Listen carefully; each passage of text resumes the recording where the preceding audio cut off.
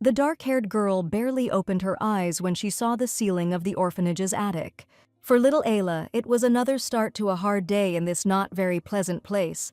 She took off her pajamas, which were at least in pretty decent condition, and changed into her worn-out everyday dress.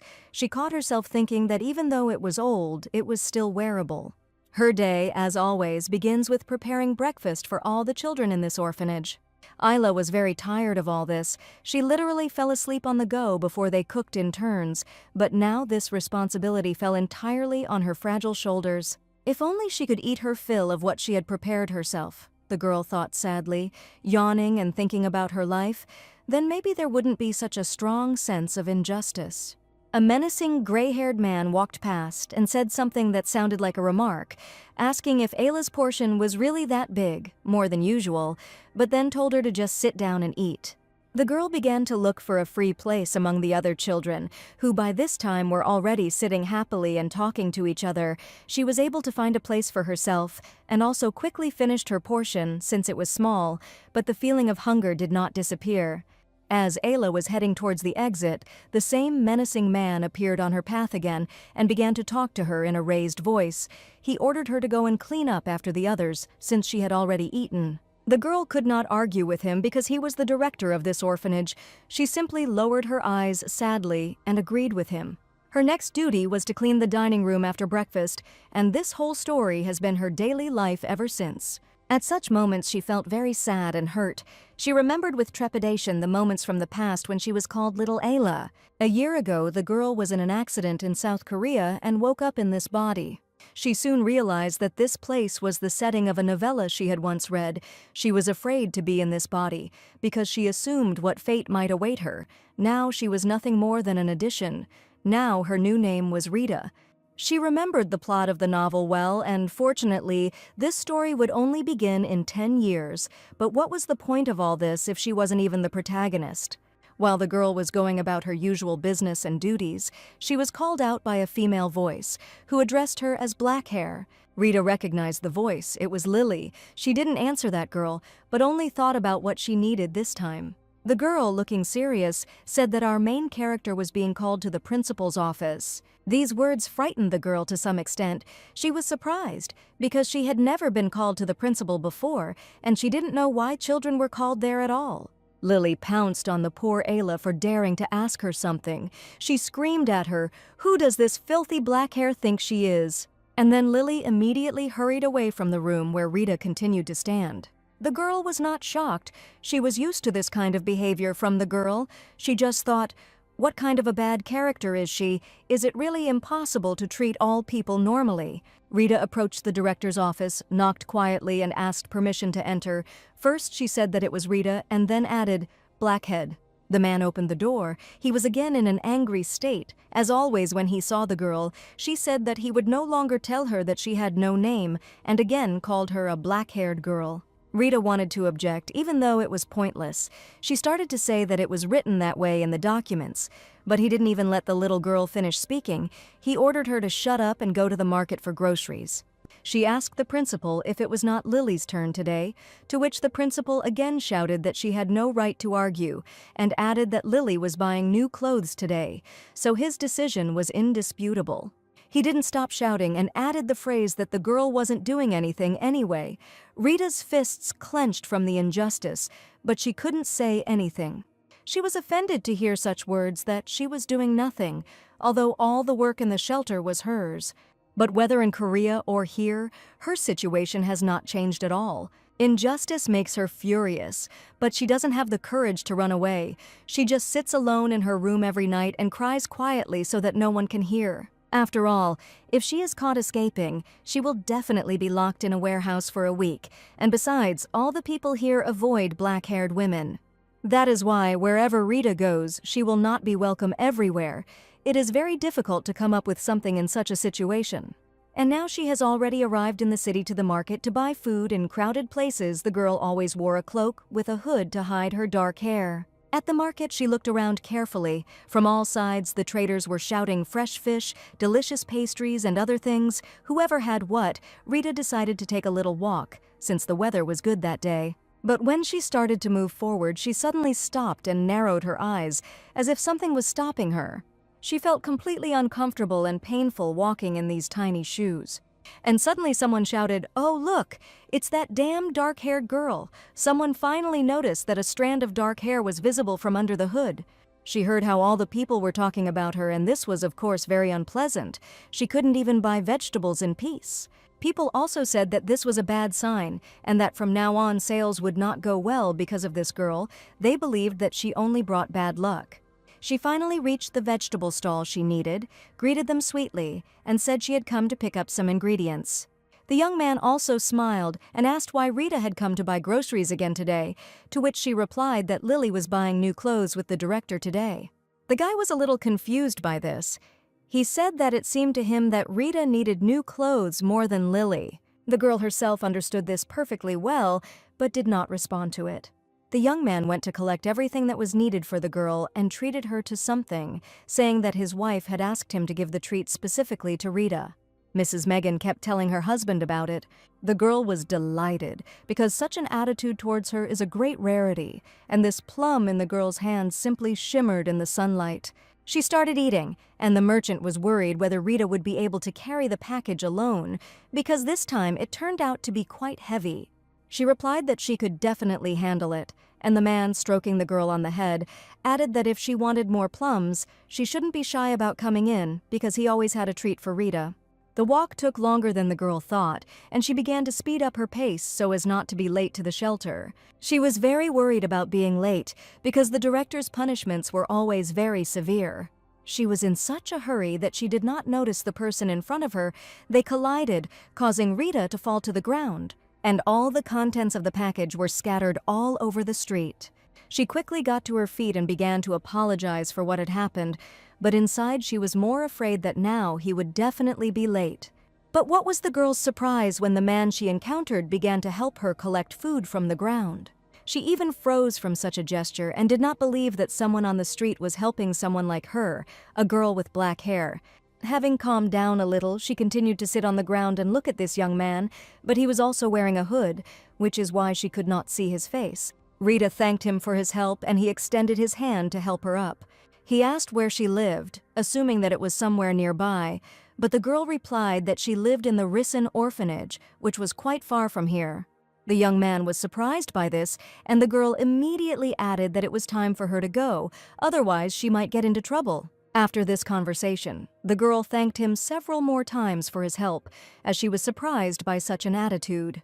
As she began to move away, walking towards the shelter, the young man stopped her. He asked the girl what her name was, to which she replied that her name was Rita, but she had no last name, just Rita.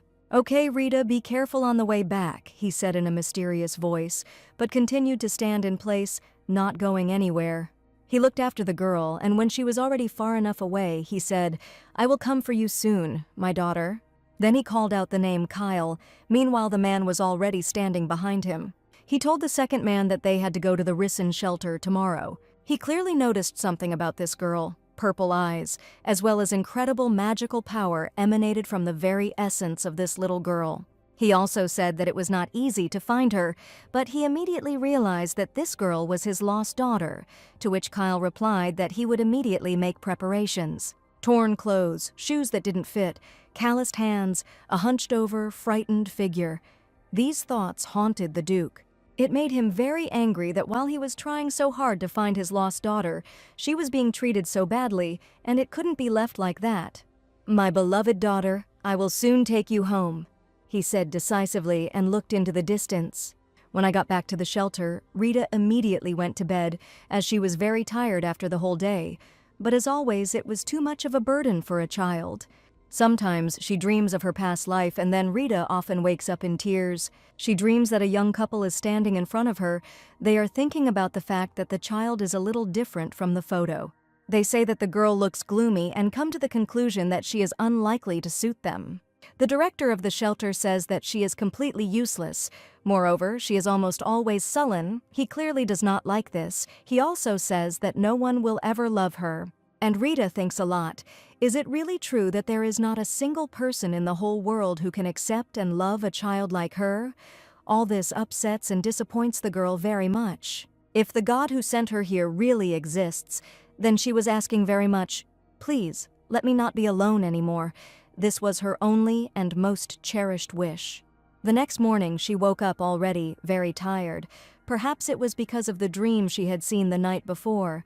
The girl walked into the common room and heard the other children happily discussing something. They talked about someone having to come and made various suggestions, but they didn't know who it would actually be. And suddenly the heroine is noticed by that same Lily, and she says with hostility that Rita is really going to meet and greet an aristocrat in such a terrible state. Rita was surprised that some aristocrat would come to visit them, and Lily confirmed that the director had given them this information. Lily also added that she will not hide the truth, and Rita should not place any hopes on this. She said that the heroine would stay here forever, because no one would want to take such a damned black-haired girl as a daughter. Such words, of course, as always, hurt the girl, but she tried to restrain her inner feelings and not show them outwardly. But nevertheless, the director's phrase about how no one would ever love her was constantly spinning in her head. Lily continued to mock. She told Rita not to worry because when she becomes a noblewoman, she will throw the poor girl a couple of coins. Of course, Rita didn't respond to Lily's barbs, but she thought that this was happening again. For the past few years, people have been coming to the shelter wanting to adopt a child, but each time she could only hide in the attic and watch, and it was all because of the black color of her hair. Everyone kept saying that a dark-haired woman in the shelter was bad luck, and once again she watched what was happening from the attic window and caught herself thinking that the black carriage from the novel was approaching the shelter. If he arrived on it, then it could be a character from the original story. The director greeted the young man and said that they had been waiting for him for a long time. He responded by introducing himself as Fern and adding that he had written to the director yesterday and that the Count was in the carriage. He could not say that in fact it was the Grand Duke. The director was very surprised when he heard the mention of the Count, but what would have been his surprise in reality if he had known the truth about this man? The man thought to himself that he smelled of money, and the director had a good feeling about him, and now he turned out to be a count. The director thought that this was his lucky day. Fern asked him if all the children were present, looking at the happy and laughing girls and boys, to which the director confidently replied that all the children from the orphanage were present. And then, a moment later, the Grand Duke emerged from the carriage and, in a rougher and more serious voice, asked if the director was telling him the truth. There was some fear on his face, but he continued to stand his ground and insisted that all the children were there, arguing that they could not deceive the Count. "If that is so, then what kind of child is sitting in the attic?" the Duke asked, looking at the director with his cold and angry eyes. At that moment their eyes met. Rita and the Duke looked at each other for a while. The girl was simply confused and did not have time to hide as she was supposed to. The director began to justify himself. He said that this girl had black hair and she was cursed.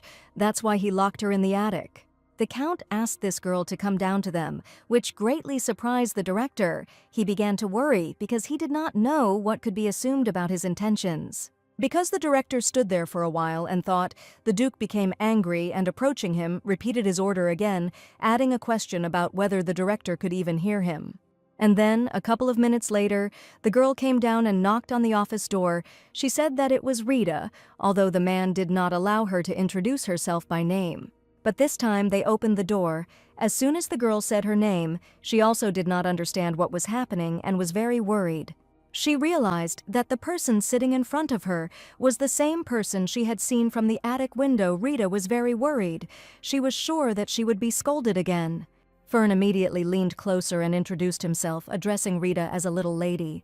Confused, she again said that her name was Rita, to which the man replied that he was very pleased to meet her, and then asked how she usually spent her time there. She began to tell him that she usually helps with cleaning and cooking, and when she has free time, she goes up to the attic. Fern was noticeably surprised that the little girl cooks herself. But then the director intervened in the conversation, saying that it was very funny that a child who was not even 10 years old was preparing food himself. The Duke approached the heroine and asked the girl to go with him. He promised that she would no longer have to cook and live under someone's close supervision. He extended his hand to the girl, but the little girl could not believe that she would be allowed to do this. Of course, the Duke answered, and continued to look at Rita with hope and kindness in his eyes. To which the girl began to sadly say that she did not believe it, since she was not beautiful and had damned black hair, but the man replied that it did not matter at all. He added that for him, she was the most beautiful. The girl was surprised that a man would say such kind words to someone he was seeing for the first time. No one had ever said anything like that to her, even in her past life. It was enough to make her cry. He asked again if Rita would go with him, and the girl extended her hand to him in agreement. The director began to intervene in the conversation again. He stopped the count and asked again if he really wanted to take this girl. The Duke stood up and hugged Rita tightly, holding her close. He asked the director if there was any problem with this, to which he began to fawn and say that there were many other cute children in the orphanage, and it would be possible to look at someone else, adding again that this girl had damned black hair. The director did not understand why he chose Rita out of all the children. He was worried that if he took the girl who would cook and clean here, Fern interrupted his thoughts and asked why all the other children were wearing new clothes and only Rita was wearing old rags. The man was a little confused, but said that it was because of their financial problems and that they supposedly had no choice. Fern began to study some documents and read aloud what was written there: theft of parishioners' collections, the use of donations for personal expenses. Fern added that he understood why he was having financial difficulties at the shelter. The Duke asked Fern what the usual punishment was for such a thing, to which he replied that at the very least the director should be removed from office, all his assets confiscated and banished. The director shouted that the Count could not do this to him, especially because of that damn brat, meaning Rita. But the blade of the sword was already at the director's neck, and Fern advised him to watch his tongue, adding that he was still breathing only because there was a little lady in the room with them. The Duke ordered the director to be taken away. The little girl stood there in confusion. And now they were heading to the carriage. The Duke was carrying the baby in his arms, and in the distance the director's cries could be heard asking him to let go. The man asked Rita if she had anything she would like to take with her from the shelter, to which she replied that she didn't have any things here and she just wanted to leave. The Duke agreed and said that as soon as they arrived home, the girl would have everything she wanted. Rita was surprised to hear the word home and asked again. Such abrupt changes also scared her a little. Yes, home, the Duke answered her, and when he looked at the girl, his eyes shone with happiness. And finally that moment of calm came. The heart began to beat less quickly. They headed home in complete peace. They got into the carriage and began to drive towards the ducal estate. For a long time it was quiet inside. Everyone rode in silence. Rita was at a loss. She even began to think that this was all bad and should not have happened. She felt out of place. Sitting on the Duke's lap, she thought that she was ashamed. Such an inconspicuous girl to be next to such a man. She was too strongly instilled with the idea that she was nobody, and also cursed because of the color of her hair. And unfortunately, all she did now was cry non-stop, for which she was also very ashamed. Then thoughts began to come into her head that after some time, the Duke would decide to bring her back, how the children from the orphanage would treat her after that, probably even worse. But then the man took the hood of his cloak off his head, and Rita saw in front of her a man of pleasant appearance with beautiful eyes. But what was more surprising was that he also had black hair. She was so surprised that she couldn't help but ask if his black hair was real, to which the Duke replied in the affirmative. He began to tell Rita that he had a charming daughter, a child whom he had vowed to cherish and protect forever. But 7 years ago, he lost his daughter and wife in an accident. The wife died immediately, and the daughter was declared missing. Since then, the Duke has been looking for the black-haired girl, his daughter, everywhere. Only now Rita understood why he made such a decision about her adoption. But she said that she is not his daughter, unfortunately. The man knelt down in front of the little girl and asked her why she thought so, because he was sure of the opposite. The thing was that the director told the girl that she was the daughter of a servant, to which the man immediately said that this was out of the question and could not happen. After all, the girl has purple eyes, bright as violets, and black hair the same as the Duke, and he also feels the magic that surrounds Rita. He further added that the girl's name is not Rita, but Irita Krovachats. And also his daughter, the daughter of Aslan Krovachats, the only duchess in the Krovachats family. He also added that earlier in the shelter he introduced himself as a count to hide his true status. Aslan Krovachats, the founding hero of the Halcyon Empire. the man who earned the title of Grand Duke for his exploits and the villain from the novel that little Isla read in her past life. And now this man is her father. The girl could not believe it. She thought that leaving the orphanage was already a blessing, but now she also has a real family. Arita could not even imagine how she could believe this, and also that among all people, her father was a villain. It seems that in such a situation she should not feel joy, but why were there tears of happiness in her eyes? She asked the Duke if she really had a family now. The Duke answered positively, and Arita thought that the tears were because she had a real family for the first time. They hugged, and the Duke asked his beloved daughter for forgiveness for the fact that her search took so long. And now, for some reason, the girl just wanted to cuddle up to him, to her father, but now they had already arrived at the palace. At the entrance, they were met by a butler who bowed respectfully, and Aslan immediately asked him about a room for Arita. The girl's room was ready, and the butler also assigned a reliable assistant for her. Since they were not planning to stay there for long, the butler did not particularly bother with the paperwork, to which the Duke replied that everything was fine and they would return to the estate very soon. The butler wished the Duke and the girl a pleasant rest, and left Aslan stood by the baby's bed for a long time and watched over her peace. He sat by her bed for a long time and tenderly held his daughter's hand. The rags that Arita was dressed in haunted him, as well as the way she spoke calmly about the work that was dumped on her shoulders. The man thought about all this and thought that, in fact, even tearing them all to pieces would not be enough punishment. Some time later, a young man approached the Duke and said that Fern had been taken to the basement. The man was surprised that it happened so quickly, but the aide added that both personal issues and those concerning documents had been resolved. The Duke thanked the boy and they went to the basement together. Upon entering, the Duke immediately called out to Fern, who slowly looked around and noted that they had arrived quite quickly. After his bow of greeting, the Duke asked if they had already begun what was needed. Fern replied that he hadn't yet, and behind him sat a man with a rope bag wrapped around his head. Fern added that it looked very funny, because he hadn't been touched yet, but he was already shaking. While he was treating the little girl so rudely, the Duke asked him why he was shaking so much, since they hadn't done anything to him yet. A voice came from the bag, asking who these people were and what they wanted to do with him. Fern immediately answered him to watch his words, because someone like him is not worthy of even seeing the Duke's face. Aslan agreed and added that it was true, because the director was absolutely nothing special. So much so that it was hard for him to refrain from cutting off the director's head right then and there. He already had a sword in his hands, and the director screamed in fear. But Aslan only cut the ropes that were wrapped around his neck, and the bag fell to the ground. The Duke began the conversation with a question 7 years ago. The director brought a 2-year-old baby to the orphanage. Her name was Rita. Does the director remember who gave her away? But he could not answer anything. He only noticed the red eyes of the men and realized that he was that same count. Then the director noticed the color of the Duke's hair and assumed that he was probably the father of the black-haired girl.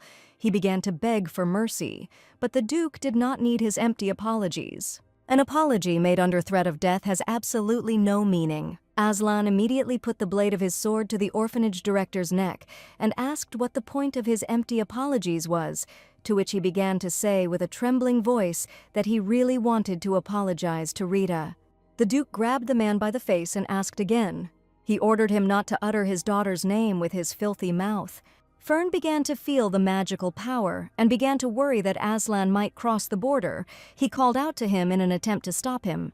The Duke's hand was already reaching out to the director, and he asked if he was still not ready to talk. The man fell to his knees and said that he was ready and would tell everything. It was winter 7 years ago when this girl was brought to the shelter. But then he somehow hesitated, as if he didn't want to speak. The Duke looked at him coldly and waited for him to continue. Meanwhile, Rita was sleeping in her room, but this time too her sleep was restless. She dreamed that she was alone again. There was absolutely nothing around, only emptiness and darkness. How pitiful it was to look at this, the little girl thought. She began to hear voices that kept telling her, how could she be as useless as you? You were gloomy, insignificant. That's why you were abandoned. She started crying and screaming, covering her ears with her hands, closing her eyes. The girl asked not to talk like that. But in the distance she began to hear the voice of the Duke, who called her by name. "Irida, my daughter," the girl heard from all sides, and the space gradually began to acquire colors. This voice seemed to lead her out of that darkness and gloom. Suddenly she opened her eyes and saw her father in front of her. She addressed him as Sir, but from the man's reaction it was clear that he didn't quite like it. The Duke frowned, and the girl immediately realized that she had said something wrong. So she immediately corrected herself and, smiling, looking into his eyes, said, "Dad?" Her eyes were shining, and her cheeks were red from embarrassment. "Yes, it's me." The father also answered her with a smile. He was glad that the girl was now next to him and that she had finally woken up and rested. By the time Irida left the room, the table was already set. The Duke did not know what she would like, so he asked to prepare many different dishes. He said that she did not have to eat everything. She could just take whatever she wanted. "That's too much," the little girl replied. Her eyes filled with surprise, since she had previously been forbidden to take large portions in the cafeteria. Irida didn't usually eat that much, but the Duke said that today was her first day here, so he wanted to make it a memorable day for his daughter. He also added that the servants would eat too, so she shouldn't worry. Irida looked at him with her huge eyes and thought that in the novel he was a villain, but now he didn't look like one at all. Now he looks like a father trying his best to please his daughter. The girl gently pulled him by the sleeve of his shirt to get his attention, as he was a little distracted by checking if all the dishes were in place. She turned to him, Dad, and asked him to eat with her. The man smiled. He did not expect such a request and answered positively. And so they sat down at a huge table next to each other and began to eat. When the dinner was over, the Duke handed the girl dessert, while he sweetly called his daughter my lady. She just stared at the plate of dessert in front of her for a while, since they weren't even allowed to try anything like that at the shelter. The Duke hoped that Irida would like this treat because all children love sweets. He said he just loves seeing the smile on his daughter's face and that everything here is hers, so she can always take what she wants. In her past life, she rarely got to eat cake, and now she decided to try a small piece. And in this life, this is not the first time, and she realized that she likes sweets so much. When the heroine ate something tasty, she felt that her life could be as sweet as this treat. After the very first piece, the heroine exclaimed happily that this cake was very tasty. And the Duke looked at her with a smile and then gently wiped her cheek with his hand, since the little girl was so carried away by eating dessert that she did not notice how she got dirty with cream. The Duke noted that the girl reminded him very much of Serbia. She also loved sweets very much. The girl's eyes widened, wondering who her father meant. Serbia Krovaharts is the second daughter of Marquis Vicente, Aslan's wife and Irida's mother, the only woman who fell in love with the rude and cruel Duke. He began to tell the girl that Serbia was her mother. She loved sweets so much that she even sometimes woke up at night to eat them. Irida listened attentively to all the words. She found herself thinking that she felt strange, perhaps because this was the first time she had ever said the word mom. The little girl was very interested and began to ask her father about what her mother was like, to which he replied that she was very kind and caring. He added that, unlike him, Serbia knew how to share its concern with others. She was also incredibly beautiful and charming. She never hesitated to give her love. Everyone adored her. And even now, the Duke remembers as if it were real, her gentle and radiant smile, which always made him feel so good and calm.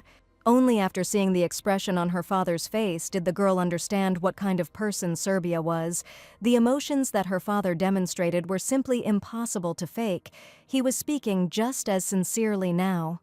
The way he squinted his eyes kindly, the way he talked about her smile, she must have been beautiful, Irida began to think. Just as her father had said, Serbia apparently truly loved her daughter.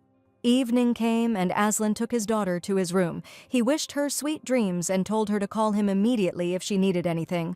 The girl smiled happily. She was pleased that they were taking such good care of her. She also wished her father good night and went to bed. But she couldn't fall asleep right away. She wanted to enjoy every minute spent here. So many different changes had happened in the last day. She even learned for the first time what a hot bath was. For the first time, she felt what it was like to sleep on a soft bed and not on the cold attic floor. She also thought about her father, Aslan the blood drinker. Unlike the novella in which he smells of blood, in reality he only has a pleasant smell. She wondered if something had happened that had changed him forever. Also, in the original story, there is another villain. Upon arriving at the duchy, she was supposed to meet her older brother. His name is Aylan. Arita's father told her. "You may not remember him, but he was very interested in you. And now she even knows his name.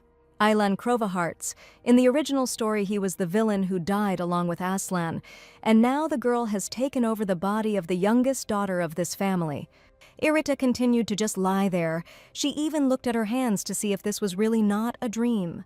She thought that she was just a side character who didn't even appear in the novel, but it seems that she really is the lost daughter of the Krovaharts family. It sounds like something out of a soap opera, the little girl thought. A year ago, after she found herself in Arita's body, the girl felt so bad that she couldn't even walk.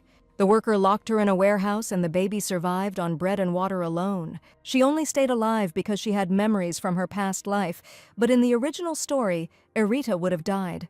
Perhaps the poet's father in that story became the villain. The little girl clenched her fists and began to convince herself that she had never been abandoned and that she had always been the favorite child in the family. She didn't know how she ended up being the hero of this story, but one thing is clear: her existence influenced the original plot. In this case, the girl made a firm decision that it was worth changing the plot even more. She wanted to make sure that her father and brother would find happiness in the future. The next morning, the maid exclaimed at how beautiful the little lady looked in her new dress. This dress really fit the little one perfectly, and the color matched the color of her eyes very nicely. The maid handed Arita another dress. She said that in her opinion this color would also look good. The girl happily replied that she would try it on soon too. But the maid did not stop offering different options. She wanted the little girl to try on all the most beautiful and expensive things. Arita even felt dizzy from such pressure, and she asked Mary to stop. The girl's father entered the room. He looked simply amazing. This green suit, embroidered with expensive stones, perfectly matched the black color of his hair. The girl immediately apologized to him for keeping him waiting. The Duke took the girl in his arms and kindly reminded her that he had asked her not to run here, as it was dangerous, but the girl only wanted to be next to him as quickly as possible.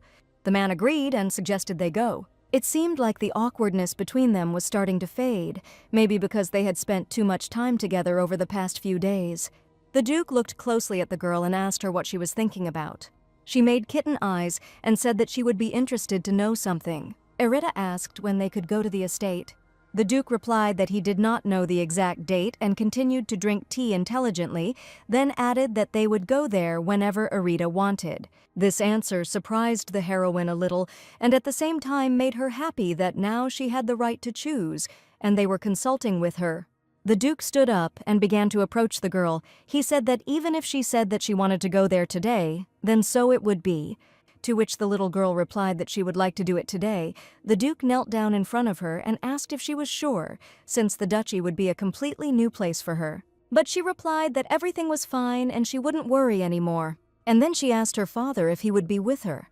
"Of course," Aslan replied, "I will always be on your side," and both of their faces were covered in contented and kind smiles. But Arita asked them to stop by somewhere before leaving. She wanted to visit the merchants from whom she bought products at the market at that time. They were the only people who treated her well and always treated her to some delicious things. The woman said that she had heard the news that Arita had been adopted, but she was worried that something might go wrong. But the girl reassured her and said that everything was fine now, and also promised to visit them again a little later.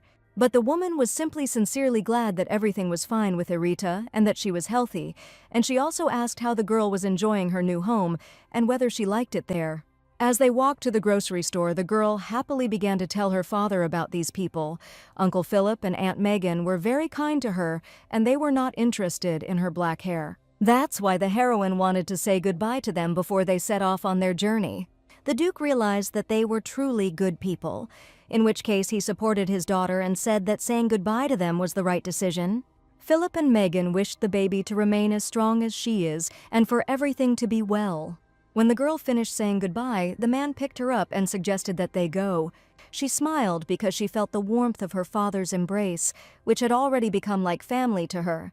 The first year when the girl found herself in this body was really very difficult for her, but now she can finally be happy, at least a little. The Duke took his daughter by the hand and asked if she was ready, adding that they were leaving from the backyard. Arita wondered how long the journey would take. It seemed like the Grand Duchy was quite far from the capital.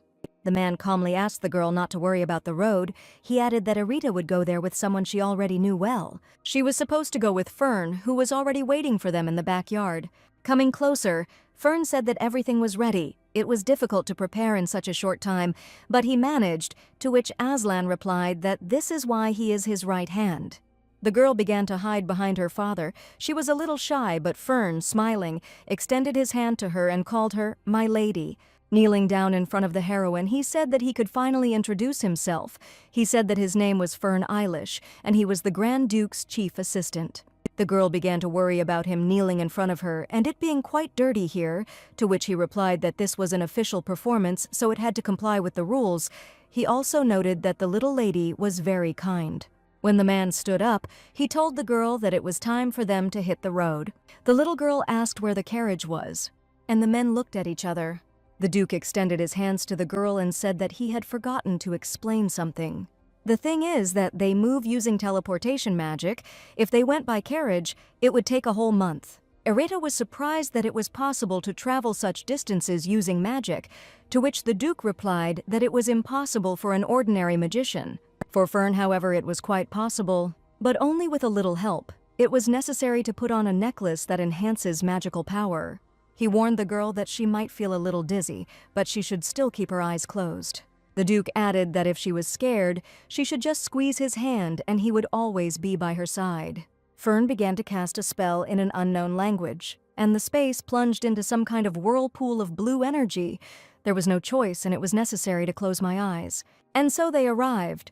Fern understood that the baby might be a little surprised, especially since she felt the magic of teleportation for the first time. It was incredible they arrived so quickly. "Welcome home, Arita," said her father. When they entered the estate, the maids were already standing at the threshold, bowing their heads respectfully to greet the Duke and his daughter. The little girl was very worried, because there were so many people around and everyone treated her completely differently than they did in the orphanage or in her past life. She could not believe that all this was happening to her in the real world. She told her father that she felt very excited because so many people were greeting her. Aslan asked the maids to return to their places, as the child was feeling uncomfortable, and the women immediately began to carry out the Duke's instructions. Suddenly, the girl heard a familiar male voice, which addressed her with trepidation. "My lady." "We meet again." "Welcome home," said the butler, and bowed. The girl thought about this man for a while. And then she screamed. The butler, she saw him in another mansion just recently, but surprisingly, he arrived here first. He replied that a servant should never arrive later than the master. Mary was also already there and had managed to clean up Arita's room. Aslan asked the butler if everything was ready, to which he replied positively and offered to immediately lead them to the room.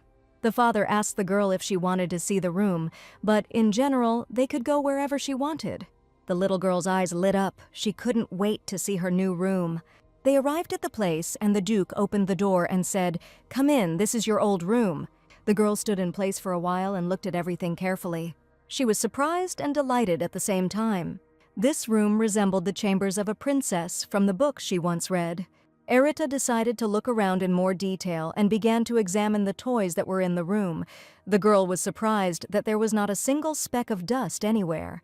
She also felt that all the people around her were waiting for her arrival and preparing, and all their emotions were very sincere and not feigned. The Duke watched everything from the side, but suddenly he noticed that the smile had disappeared from his daughter's face. This alarmed him greatly, because he tried to do everything at the highest level. He asked the girl what happened. The Duke assumed that she didn't like the room, and then he offered to choose a friend if she wanted. Arita smiled and replied that it was not that at all.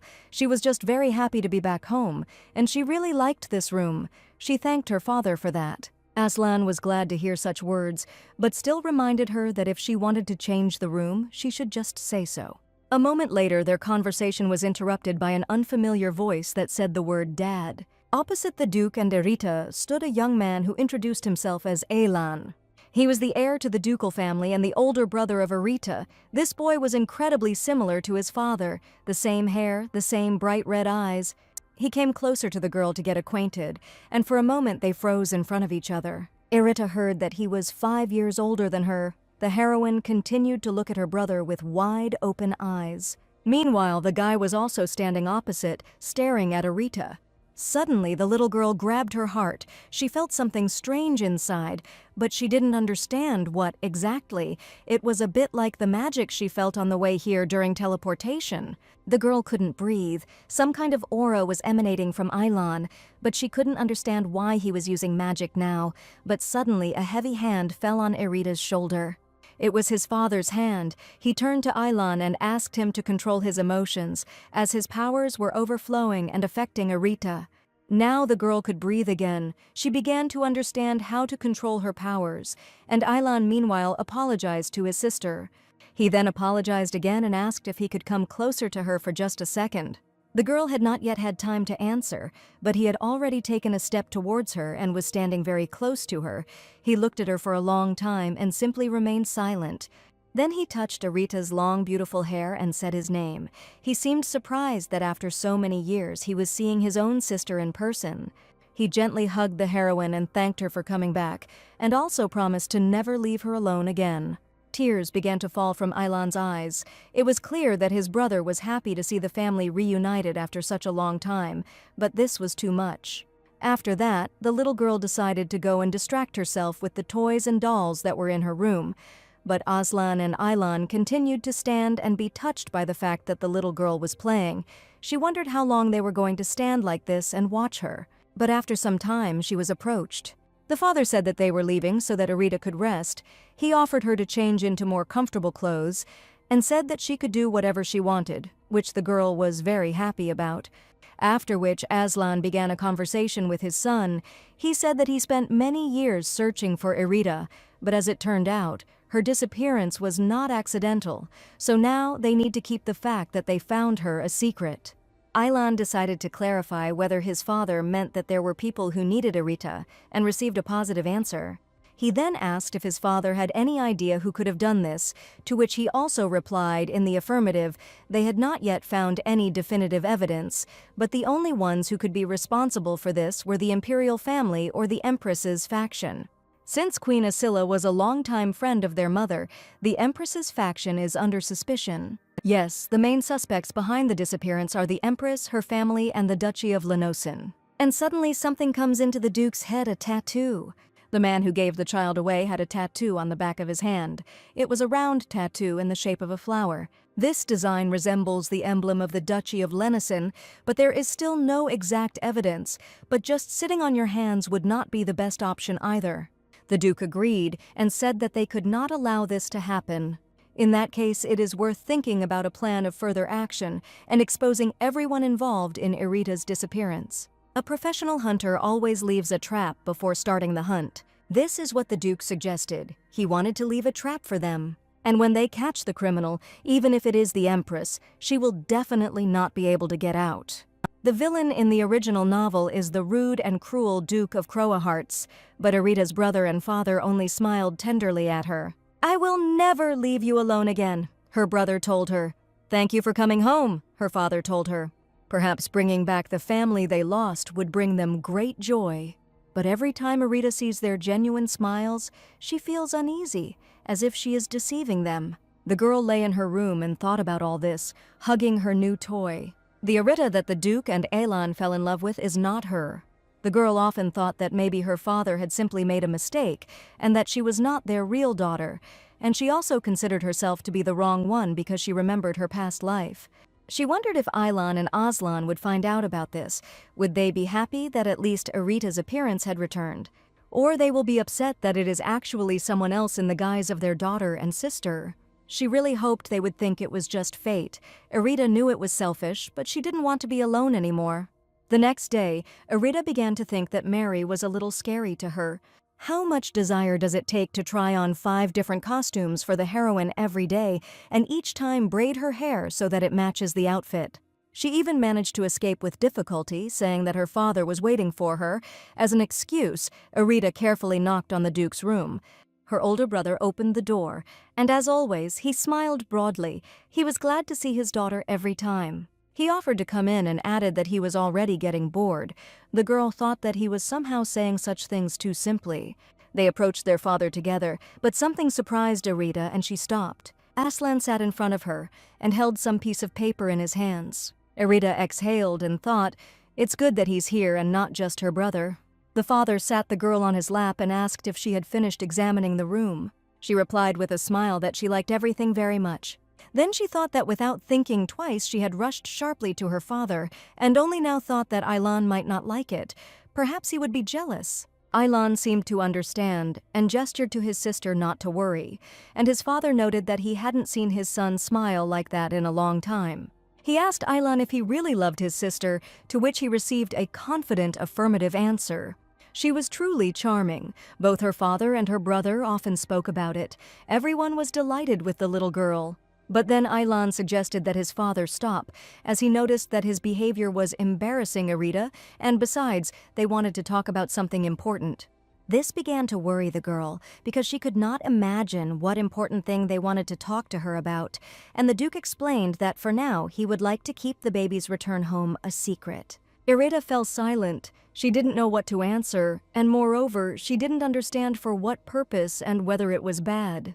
But then Aslan added that in order to prevent possible danger, he asked his daughter to stay in the mansion for now, even if it would be somewhat inconvenient. She agreed with a smile, but in her mind she wondered if he even took her opinion into account on this matter. He made this decision for safety reasons, and after the conversation he thanked his daughter for her understanding. The Duke then suggested that they take a look at the mansion, but suddenly Fern entered the room. He held a huge stack of some papers in his hands, and opening the door with a sharp movement, he joyfully greeted the Duke. As he approached Crovaharts with the documents, he also noticed that the young lady and the gentleman were also there. The Duke did not immediately understand what Fern had brought him, to which he replied that these were all the documents that had accumulated during his absence, and he had sorted out those that would need to be filled out today. Aslan, a little confused, asked his daughter for forgiveness for not being able to show her the mansion. Fern also apologized to her, but the little girl replied that everything was fine. She also added that she might go see the mansion with her brother. Aylan was only happy with such words and said that he would be happy to show everything to Erita, and Fern wanted to join them. She gently extended her hand to her brother so as not to get lost, and he asked if she was upset that her father wouldn't be able to go for a walk with them today. "Of course not," Erita answered with a smile as always. They left, and Fern replied that the young master seemed to be in a great mood today, referring to the Duke's son. He also noticed that he began to smile much more often. He had only seen Aylan smile in front of Serbia, and now in front of Erita. That is why the Duke cannot forgive the one who took away the smile of his son and his daughter. Fern added that he has new information on this matter. The Empress's informant visited the orphanage, pretending to be a family member and coming to identify the director's body. The main question was whether there was any information left about Erita in the orphanage. According to the documents, the girl was adopted by a foreign nobleman. The Empress won't be able to find her even if she tries. This bunch of nobles will disappear into the sea along with the sinking ship on the way to their homeland. "Okay, what about that man?" asked the Duke, to which Fern replied that Kyle was on their tail and could catch them at any moment. They hid well for 7 years, Duke Crowaharts noted. He asked Kyle to drag that man here without harming a hair on his head. He wanted him to fully experience what the true wrath of Duke Aslan Bloodheart was like. Aylan and Erita were walking around the mansion, and the girl suddenly stopped at a large window. She was delighted with what she saw. It was the first time she had seen such a beautiful garden. She stood as if enchanted and simply admired this place. "When you were little, you really liked it here," Aylan said, and such words caused surprise on the girl's face. Then the brother began to tell the story of this garden. It turns out that the Duke made it especially for their mother. Serbia always wanted her own garden, but she had a hard time taking care of the plants, so Aslan did it for her. Now Erita remembered that the garden really was in the original story. The place where Aslan first showed his weaknesses just before his death. She now realized that it was the Garden of Serbia. Erita decided to push these thoughts away and not think about the bad events of the original story that hadn't even happened yet, when suddenly her brother called her name. He asked his sister if she wanted to go for a walk. Of course, the girl was only happy with such an offer. They approached the fountain, which also surprised the little girl. She even exclaimed, "What a huge fountain!" Then her attention quickly turned to the equally beautiful flowers that were everywhere there. She loved absolutely everything about this place. But because they walked too much, the heroine's legs began to hurt, and she told Ailan about it. But then she hesitated and said that she was joking. Her brother asked her to answer honestly, but the girl's face looked embarrassed, and for some reason she apologized. She didn't want to tell him about it because she didn't want Ailan to continue treating her like cotton candy. The guy laughed and asked if she didn't like that they treated her this way. Arita denied it and added that she just didn't like that her brother treated her like she was helpless. He added, like helpless cotton candy, and began to laugh even harder.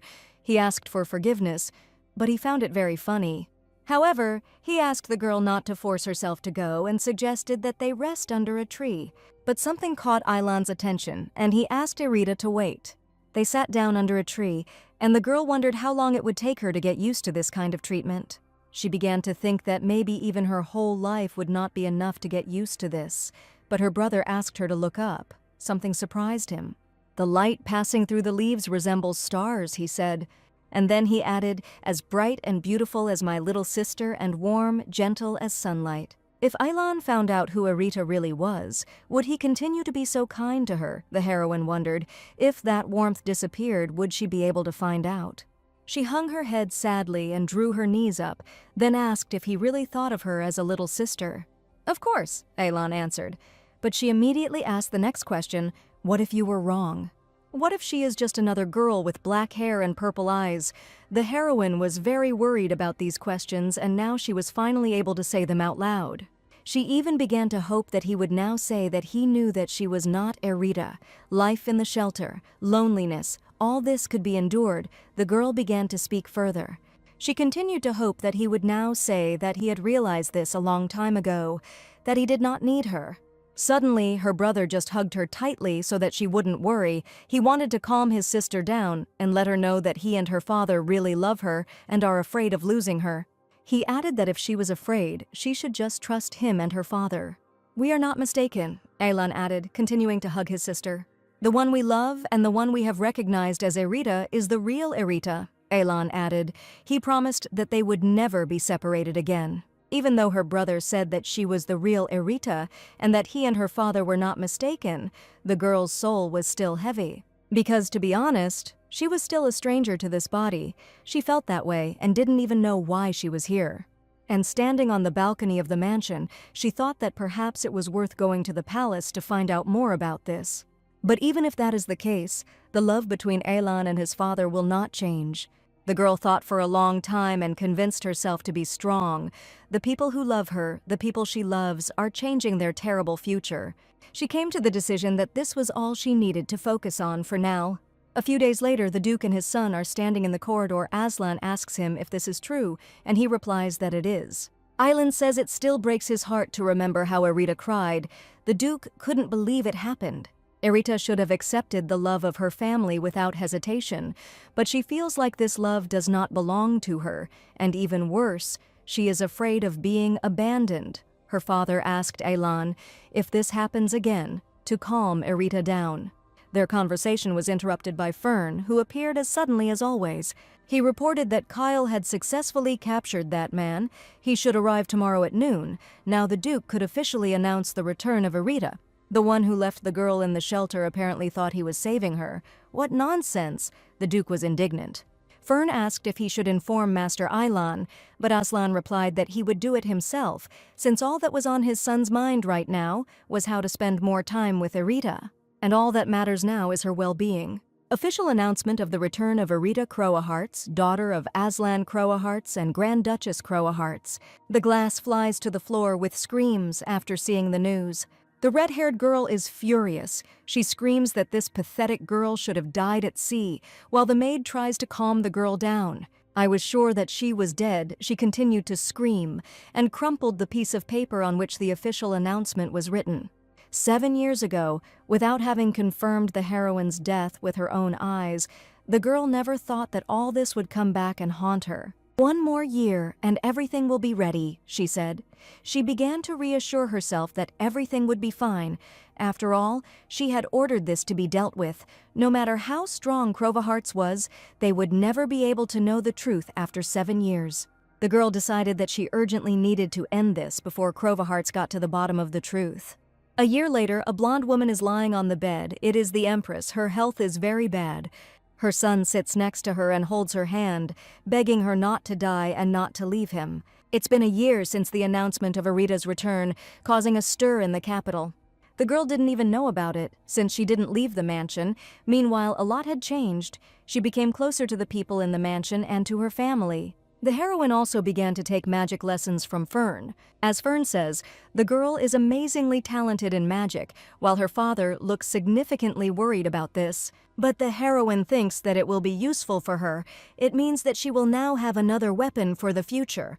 Moreover, Fern turned out to be a very good teacher. Despite his slightly Spartan style, he really knows how to emphasize the key things. If he had been born in Korea, he would most likely have become a famous teacher, Arita thought. Thanks to this, learning is very fun. Who would have thought that studying would be a pleasure for the heroine? But the heroine's thoughts were interrupted by the maid, who said that she had been looking for her everywhere. Mary said that the master had asked to call her, and it seemed that he had some urgent matter, but Arita thought that they had breakfast together just a couple of hours ago. She had a bad feeling. The girl tried to come as quickly as possible. She saw her father, whose expression definitely did not please her. Arita had never seen her father with such a gloomy expression before, and she asked what the Duke wanted to tell her. Aslan informed that he would need to visit the palace. The fact was that the Empress had died. Azila Villarida of the Marquisate of Valeria, Empress and mother of the 23rd Emperor Gamrian. Arita immediately remembered that the Empress was a character who did not die in the original story. She helped Kallion become emperor and introduced him to the main female character. The fact that she is dead means that the future will be changed. The heroine immediately began to think that the possible reason for these changes was her existence. In the original story, Aslan did not find his daughter. The Duke interrupted her thoughts and asked if everything was okay, and also said that if she did not want to, she did not have to go and could stay in the mansion. But the little girl looked at him with her bright eyes and said that everything was okay, and she would go with him. She felt she had to go in person. The girl felt she needed to see it with her own eyes. The Duke said that tomorrow he needs to stop by the mansion in the capital and then he will head to the palace. Arita decided to see what was written in the original story. The original novella is not that difficult, she began to study. This is a healing story that centers on Baron's daughter, Ayla, who has been surrounded by the love of her kind parents since childhood and her romance with the second prince, Kallion. From the middle of the novel, the story follows Aslan, who sided with the first prince and fought against Kallion, eventually going berserk, and soon after, Aylan decides to end his life. This is the role of her family. Now it seems to Arita that it is such a simple and predictable novella, and it is strange that she liked it so much then. She found it by chance in a bookstore when she was going to buy a notebook, taking with her money from her part-time job. And in the end, she bought this book, as if under some kind of spell. But the story from the original novel goes completely differently. Arita felt cheated in this situation. The only suspect in the murder of the Empress is the Queen, the same red-haired girl. The Empress could only be killed by the one who is the mother of the second prince. That is the Queen. The main male character, Kallion, is now 11 years old, and Arita will see him tomorrow. It was strange for the girl to think that she was heading to the palace where the plot of the novel unfolds, but the heroine thought it was a good opportunity. She spent a year trying to solve the mysteries in the plot, but there were some things she still couldn't understand, especially the question of how the first prince managed to win his father over to his side. In the original, it was clear that the father fought with the first prince's side and went mad. But the girl understood that the Duke would not do such things only for his own benefit. If this was a struggle for power, then it must definitely be connected with the Queen. It is possible that this death was just the beginning. But now it is still worth waiting until tomorrow, because there are still 9 years before the beginning of the original story, and the only thing that happened during this time was the funeral ceremonies in the palace. But at least the heroine will be able to see the face of the one who is behind all this, and here comes the next day. Arita noticed something on her father's hand and asked what it was. He replied that it was a bracelet with a signal stone inside. He gave it to Arita and asked her to carry it with her. If she passed it on, the bracelet would give a signal. It seems you were up late again yesterday, the Duke noted, adding that if anything happened he would come running immediately and asked not to worry. They agreed that they would go inside together. This is a temple of the sun god. As expected from the state religion of the empire, everything was decorated very elegantly. It is announced that Queen Aisha Renosan and the first prince of Thesis Ruin Elver are already here. Here they are. The heroine froze in anticipation of their approach. The way they wipe away their tears gives them the appearance of deep sadness. Irita thought that no one would believe that the relationship between the Empress and the Queen was bad. They came in, which means that Kalyan Ruin Elver will appear very soon. And so the second prince arrived. He did not inherit the golden hair, the symbol of the royal family. He was the main character, the story that Irita liked in her past life. The priest began to read a prayer. There was silence all around. And the one who lost his family due to the change in history suffered the most. But Irita noticed that he was pretending that everything was fine. He was clenching his fists so hard that his hands turned pale. No matter that he is a prince, it must be hard to remain calm after his mother's death. They say that the Empress died right before Kalyan's eyes. It's hard to imagine the shock he experienced. Irita thought about what if he lost the only person who understood him because of her. After all, the only thing that differs from the original novel is Irita herself. If history changed because of her, she would need to make sure no one got hurt. This point of loneliness, the heroine understood it better than anyone. The heroine thought that they would return home immediately after the funeral. But the Duke asked Aylan to look after his sister, and he himself said that he would return soon. Aslan went to meet the Emperor, and the girl simply decided to wander around the court garden, but he was partially forced. She noticed that even the fountain was decorated with jewels. Aylan noticed the heroine's thoughtfulness and asked what she was thinking about. Suddenly, she asked an unexpected question. How much will I get if I sell this fountain? Aylan noted that she sometimes expresses very strange thoughts. The girl asked not to mock, but he continued this topic and said that if she liked this fountain, then they could buy the same one for their garden. But a man was already approaching them with a quick step, who called out to the young Duke. He asked what happened, and the man said that he had something important to tell him. Aylan asked his sister to wait for him in the palace, to which she replied that she would just continue walking in the garden. Everything was fine. He was a little worried and asked again if it was okay if she was alone, but the girl repeated that everything was fine, reminding her that she had a bracelet that her father had given her. Aylan reminded her once again that if something happened, she should immediately call him and he would come running, and with that, they said goodbye. The heroine decided that she wanted to practice magic, and after moving away some distance, decided that this place was perfect. She began to cast some spells and remembered the exercises Fern had told her about in class. The efforts were clearly paying off. It had become much easier for Irita to control magic. Now it was time to take the next step. But suddenly she had to stop. She noticed that Kalyan was next to her. But what was he doing here? For a while they just stood and looked at each other. The boy apparently didn't expect to see anyone here either. Irita was confused and didn't understand what to do. Maybe she should say hello, she thought.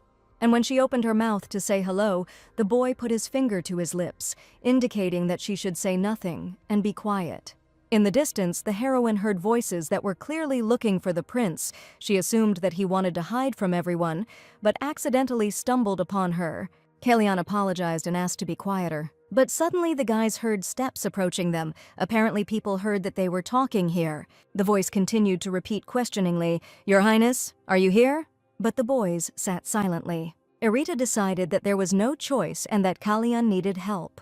She hid them with the help of magic, and in an instant they seemed to evaporate into thin air. They continued to remain silent, despite the fact that they were not visible, and the man who was looking for the boy thought that he imagined it. He began to leave. The guys sat in silence for a while, just in case, so as not to attract unnecessary attention to themselves. Irita explained that they had to hurry, which is why they were too close under the dome. Kalyan began to speak in a whisper, but Irita said that he could speak as usual. No one would see or hear them. Her father and Fern told Irita not to use magic outside the home, but this time was an exception. She just didn't want Kalyan to get hurt because of her again. They looked around to make sure there was no one nearby. The boy thanked the heroine. He said that thanks to her he was not caught, and added that he did not know that the young lady could do magic. He offered the girl his help. Erita extended her hand to him and asked him not to tell anyone that she had used magic. He already understood that the heroine could get into trouble if someone found out, so he promised to keep quiet. The heroine froze for a moment, looking at him, his silver hair, each hair sparkling in the moonlight. But suddenly he said that it looked like someone was looking for the girl. Indeed, in the distance, voices were heard shouting the heroine's name. They were about to leave, but Erita suddenly stopped Kalyan and handed him her bracelet, which she had made herself. She didn't know yet if it was superstition, but this bracelet brought good luck to Erita. The boy took it in his hands and grinned a little. She wished the prince to stay away from trouble, because he had no one else on his side. The girl with black hair, the young Lady Crovahearts, Kalyan heard that she lived for a long time without even knowing that she had a family. Despite all the trials she has gone through, she still smiles like that. He also wished Erita to be happy and smiled, holding her lucky bracelet in his hand. Having reached the house, she went out onto the balcony and sighed heavily. She thought about everything that had happened recently. The funeral of the Empress is something that did not happen in the original story. And now Erita accidentally stumbled upon the main male character in the garden. She put her head in her hands and thought that today was more like some kind of chaos. The whole day was out of the framework of the original novel. She remembered her words that she said to the boy as she said goodbye, "You need to find your happiness, your highness." This was the icing on the cake. How could she blurt out something like that? The heroine was worried that he probably thought she was talking some kind of nonsense. In the original story, Kalyan was an enemy of her family. He was responsible for the death of Erita's father and brother, but now everything has changed. Perhaps she will even be able to lure Kalyan to her side. If Erita succeeds, she will be able to change the fate of her family and save the lives of her father and brother. But suddenly, the girl began to feel ill. She felt very dizzy, and everything around her went dark. Some voices began to be heard in her head, which insisted that the Grand Duke was not who he seemed, and Erita grabbed her head from such surprise. There must be a reason why the Duke sided with my brother. Maybe it was magic. Maybe it was a curse, the voice in her head continued to say. Erita couldn't stand it anymore. It was the first time she had encountered something like this, so out of fear and lack of strength she fell to the floor and waited for it all to end. She couldn't understand why these visions and this silver hair that she accidentally saw in front of her suddenly appeared. She realized that it was definitely Kalyan. Perhaps Erita simply saw something from the untold past of the original story. Kalyan in her vision spoke as if he knew her father very well, as a man loyal to those he trusted. The heroine began to think that maybe her father supported Kalyan at first, and then for some reason went over to the side of the first prince. Perhaps the first prince and empress had put some pressure on him, and now when Erita thought about it, she began to hear the word curse. Maybe the father will be cursed, but ordinary magic does not work on him. Since he is a master of the sword, the girl did not know why she had such a vision, but it is definitely worth thinking about. She decided that the only person she could ask about the curse was Fern, so she went to him at the crack of dawn, and the man, as always, greeted the girl with a smile. He already thought that something had happened if Erita wanted to see him so early. Fern asked why Erita had suddenly become interested in curses. The girl simply smiled. She couldn't think of what to answer him. She herself realized that running to him at dawn and starting asking questions really looked suspicious. She had to come up with an excuse quickly. She said that she just wanted to know about potential dangers, but the man asked the young lady not to worry, since if anything happened, he would always be there. But Erita stood her ground and repeated the question of what he knew about curses, especially those that could work on a swordmaster. Fern was a little embarrassed to hear such a question, and then asked if His Majesty had done anything to offend the girl. 8 years later, regarding that question, it is very difficult to curse a swordmaster. In fact, curses are closer to folklore than to real magic. If Erita is looking for a spell strong enough to curse the swordmaster, then it would be better to use black magic. Erita wrote down all the information related to this in her notebook over the course of several years. Suddenly, Mary appeared at the threshold of the room and joyfully said that she knew that the young lady would be here today. The girl also smiled sweetly at the maid and asked her what happened. Mary tried to gently scold Erita a little while brushing her hair. The maid did not understand how much one had to love reading to forget about time, because the heroine almost missed her farewell party. Erita apologized and said that she hadn't noticed how time had flown by so quickly. 2 years ago, she and her father had gone north. And today, there is a farewell party because Irita needs to go to the capital, where the coronation will take place, because she turned 18 years old. Questioning preparations for the coronation, these days were just a hurricane. The north felt so frozen and lifeless, but thanks to Irita, it became full of energy for many. That's why everyone looked so sad when the heroine left. Mary said that today she had to make the girl absolutely irresistible and therefore ordered her not to even think about resisting. And then the doors to the hall swung open. Everything was ready for the farewell ceremony. The Duke was also beautifully dressed and looked as radiant as ever. When he saw his daughter, he said that she had always been beautiful, but now even more so. The Duke wanted her brother to see her exactly like this. The heroine noticed that her father even dressed in uniform, to which he replied that Irita herself had asked him about this a week ago. They exchanged compliments and got ready to go inside. The guests had already gathered inside. Pleasant music was playing and everything was just top-notch.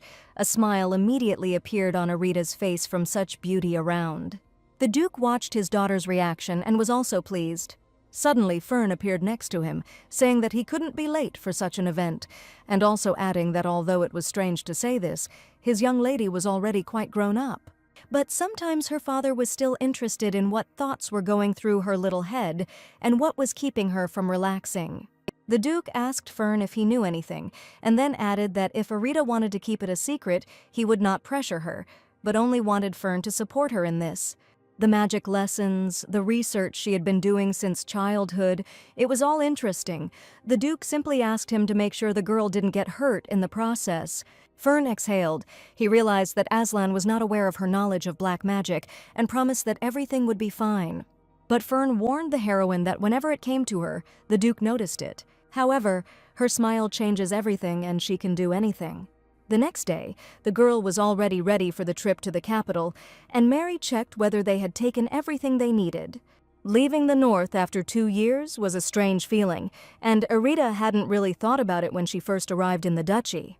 Today was the day the girl left the north and headed to the capital, following a plot that began too early due to Kalion's return, which happened a year ahead of schedule. Irita had already arrived. She was looking thoughtfully at the mansion she had not seen for so long.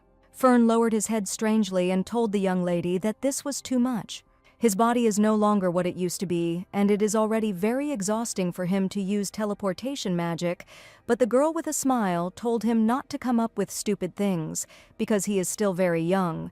Fern said it was a matter of endurance, to which Aslan replied that if that was the case, then perhaps he should ask the Knight Commander to train Fern.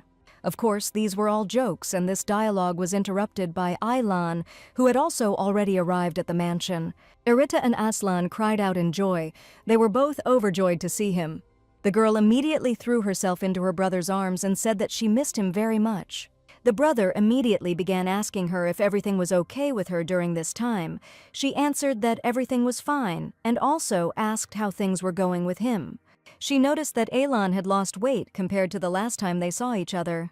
But Aylan only patted his little sister on the cheek and said that Irita was still as sweet and beautiful as she had been before. The maids began to whisper.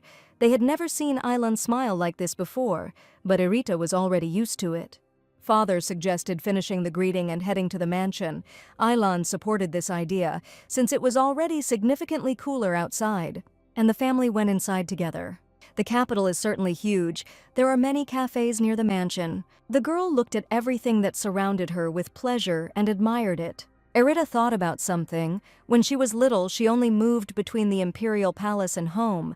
Then she did not notice that people in the capital were not particularly surprised by black hair. Aylan explained that this place was similar to the main duchy, and after all, this was where their family roots were. The further you go from the capital, the more people there are who believe in legends. There aren't many of them in the capital. Stories about black hair being a sign of demonic blood or a curse were just fairy tales here, and only now did Irita understand why Risen, where she grew up, was full of prejudices. At that moment, a woman who worked in this cafe approached the guys. She brought desserts and wished them bon appetit. Aylan wanted his sister to try this sweetness, and as soon as the cake touched her tongue, the girl's eyes immediately opened more in surprise. It was incredibly delicious. The heroine even asked her brother how he found this cafe. Ailan asked someone who lives in the capital, told them that his little sister loves sweets very much, and they recommended this place. Irite was now curious as to who from the capital Ailan might have asked and assumed it was His Majesty the Second Prince. The guy was a little surprised by this assumption. Meanwhile, Arita was delighted with the dessert and also couldn't stop thinking about the prince. Ailan asked how the girl knew him and added that they met by chance. But Arita didn't understand. What's the difference between meeting by chance and being close? In the original story, Ailan and Kalyan were enemies, and Kalyan left the capital to go to war 4 years ago. Ailan arrived in the capital 2 years ago. It was unclear when they met. Kalyan returned last month. The time of his return is already different from the original story, so it is no longer possible. She still asked her brother how they met, to which he replied that he would tell her later. There were some reasons for this. Arita understood that if she pressed too much, it would be suspicious. Ailan promised to tell her everything later, and the girl took him at his word. A wind picked up outside and blew the girl's hat off her head. It was a hat that her father had given her. It would be a shame to lose it forever. But suddenly she noticed her hat in the hands of an unfamiliar man, who caught it and was heading towards Arita. He handed the missing item to the girl, and she thanked him for his help. The young man was wearing a hood, and his eyes were covered by his silver hair. Because of this, the heroine could not see his face at all. The stranger said that it looked like someone was waiting for the girl, and she should hurry. Arita was a little confused by this situation, and began to simply turn around. And at that moment, that stranger simply disappeared, and the heroine was left standing alone in the square. She asked Ailan, who approached, who it was, to which he simply suggested that she go back. She tried to distract herself from the situation and not get too much into her head, so she smiled and replied that she was already on her way. But the image of this unknown person still swirled in her thoughts. Was he really in such a hurry, the girl wondered. Meanwhile, that young man stood around the corner and watched the guys. Ailan and Arita sit opposite each other in silence for a while. The girl was happy that, thanks to her brother, she was able to buy a birthday present for her father and really hoped that he would like it. But suddenly, her thoughts were interrupted by Ailan, calling the girl by name. He handed her some kind of box, the thing that Ailan had bought when they went to buy a present for Dad. It was something he ordered. When Ailan picked this up, he said he would pick up the rest later. Arita asked if her brother was going to open it and see what was inside. She was also interested, but he said that it was time to go. Ailan also added that everything was fine, and he trusted Caden's skills, to which he said that he felt awkward when he was praised. They said goodbye, and Aiden said they would see each other next time. Arita remembered that the man's name was Caden, and it seemed that her brother knew him quite well. She asked if this was not a gift that her brother had bought for their father, to which he replied that he had bought another gift for his father, and this one was for her, and asked him to open it quickly. He wanted to give a gift for the new year, but something had changed. Now Arita remembered that her brother was supposed to come to the north 2 months ago, but he couldn't. Something happened. When the girl opened the box, she saw a beautiful necklace and earrings inside. They were exactly the same color as her eyes. Bright purple. The girl exclaimed that she liked it very much, and Ailan was pleased to hear it. He added that this was a belated congratulation on coming of age. She got out successfully, thought Arita, standing in the center of the square.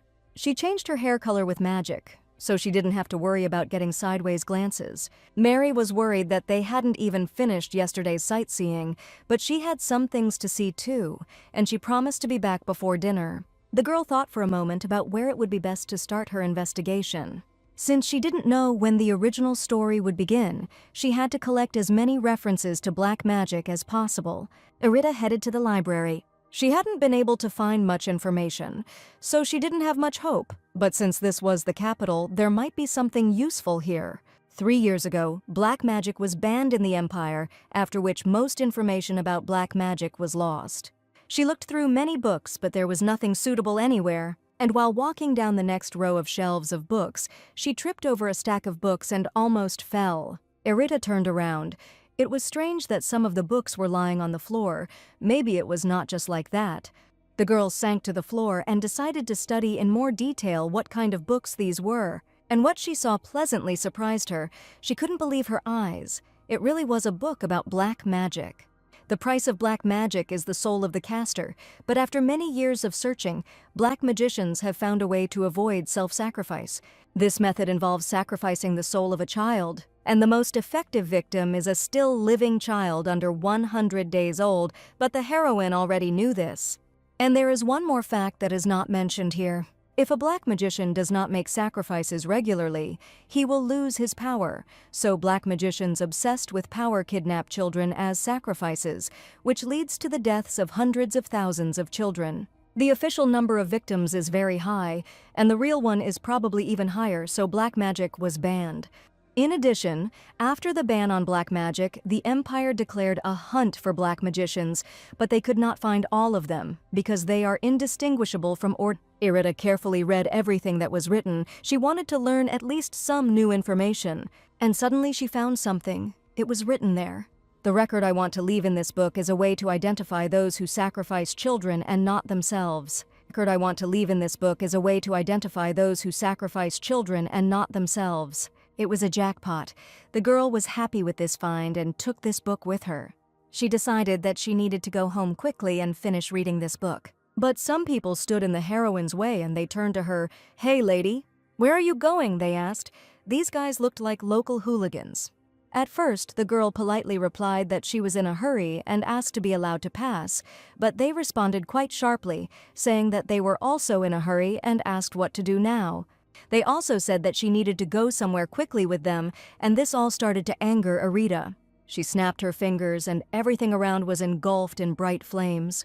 The guys screamed, and even one of them fell to the ground in fear. They started screaming that it was a magician. "Well, now let me through," the heroine asked with a smile on her face. They didn't answer and started running away from her as far as possible, only shouting after her that they were very sorry. Apparently this was instead of an apology. She finally exhaled and said that they were lucky, but as soon as the girl was about to go further, she heard a voice behind her that said that she had amazing abilities. She turned around and saw in front of her a familiar man in a black cloak. It was the same guy who helped her not to lose her hat, but who is he? She asked who the young man was, to which he apologized for frightening her and removed his hood. He replied that he was just a passing, peaceful knight. He added that he thought the girl was in trouble and wanted to help, but apparently he didn't have time, since she sorted it out herself. But Irita couldn't shake the feeling that she had seen him somewhere before, and the guy just stood and looked at her. Then he approached the heroine and asked a strange question: did she like his face? The girl did not lose her head and asked if he really was a knight, as he had said earlier, to which he replied that it was true and that he simply walked from place to place, and that he had been in the capital for a little less than a month. Irita said that she hadn't been to the capital for a long time either. She asked where the knight had been before coming here. He had mostly been in the border areas because the monsters had been rampaging for several years now. The knight asked why Irita was in the capital, calling her a mage. She was a little confused, but then reassured herself that he still didn't know who she was. "I was in the north and came to the capital with my family," the girl answered him. The knight had also been to the north. He came there 4 years ago. He remembers that it was hard to live there. Irita assumed that he suffered because of monsters 4 years ago. But she decided to end this dialogue and said that she would go already so that her family would not worry. At parting, they told each other that they were glad to meet each other and said goodbye. He also added that the next time they saw each other, the girl could call him by his name, Leon. She was a little surprised that he was talking about some next time, but he immediately added, "if fate permits," and smiled sweetly. Irita was a little taken aback by this. Why does she have this feeling that she knows this person? And at parting, she said that if they ever met again, then she would also tell him her name. She said goodbye to the knight once again and began to leave. He also bowed respectfully as a sign of farewell and added that he would look forward to their next meeting. At home, the girl immediately began to study that very book from the library. To create an artifact that recognizes black magicians, certain materials are needed. Once they are ready, the work of high-level magicians is required. The girl didn't understand how they came up with this method. It was too complicated. She started reading about what materials were needed to create the artifact. This is a diamond, considered to be expensive among precious stones. To seal the magic, not any size will do. That is, people without money will not be able to do this. She began to think whether it is worth believing this book at all. But in any case, I decided to just read it for now. For personal purposes, this is more than enough. All this time, Erita tried to change the fate of her family. She used knowledge of the original story, and also the achievements of the main female character, Ayla. She acquired several profitable businesses and 2 talented people in this world. With this level of preparation, it will be much easier to help Kalion. Of course, it would be good if Kalion became a crowned prince without any problems. But if the Emperor appoints Kalion as crown prince, the First Prince's faction will not sit idly by. In preparation, Erit needed to find evidence that the Empress used black magic, which is why she stole Ayla's achievements. The girl hoped that she would understand. The heroine thought that if she sent this letter, she would prepare everything, to finish it in less than a month. It would take some effort, and Erita decided to work hard from tomorrow. Soon Mary approached the room with a question as to why the heroine had called her. The girl handed her a letter and asked her to deliver it to the Legrasse Merchant Guild tomorrow. And after that, she simply plopped down on the bed, exhausted because she was very tired that day. There was too much to do to change her family's fate. If the original story had more details, Erita wouldn't have been in so much trouble. She really wanted to know why her family sided with the first prince. The girl felt sorry for Ayla, but she had no choice if she wanted to save both herself and her family. After all, this world is meant for Ayla. It shouldn't be a big problem. Besides, the original story is already destroyed. The Empress died 8 years ago, and Kalion also returned to the capital a year earlier. 2 large-scale events have already gone wrong. As per the plot, if this is not a catastrophe, then what is it? Thought Erita, lying in bed before going to sleep. In any case, the heroine still has the task of helping Kalion, so she asked not to be offended by her too much. In the morning, a question was asked whether Erita thought it would be better to call the merchants home. The girl replied that everything was fine. She was going to get out and get some fresh air anyway. She asked Mary if the family came looking for her to say that Erita was in the square. The maid asked her not to linger, to which the girl promised to be careful and left. And thoughts continued to spin in her head about what she still had to do. She thought that if she invited the person she was going to meet into her house, it would be a big problem if someone noticed. This would immediately show that she had connections with the Legrasse Merchant Guild. This place never changes, the heroine thought, arriving at the place. There was a man sitting at the table, rummaging through documents and papers. The heroine quietly approached him so as not to scare him and shouted, "Surprise!"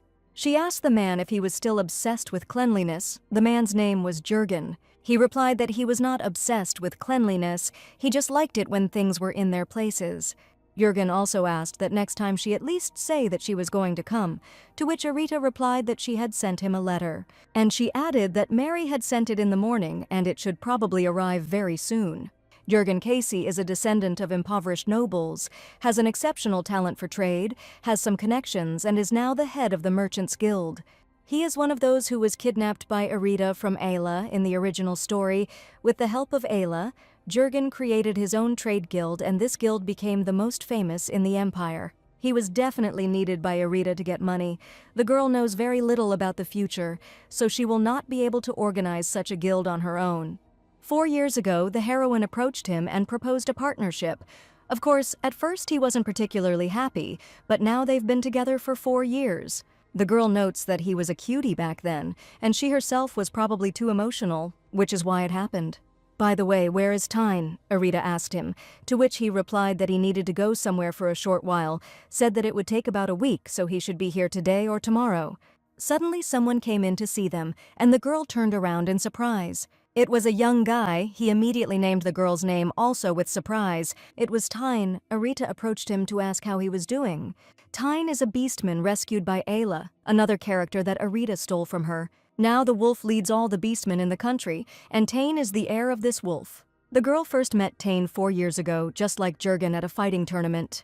There were a lot of people in the hall, and the host on stage announced that today, as always, it would definitely be fun. Erita, like the others, hid her face behind a mask and had a hood on her head.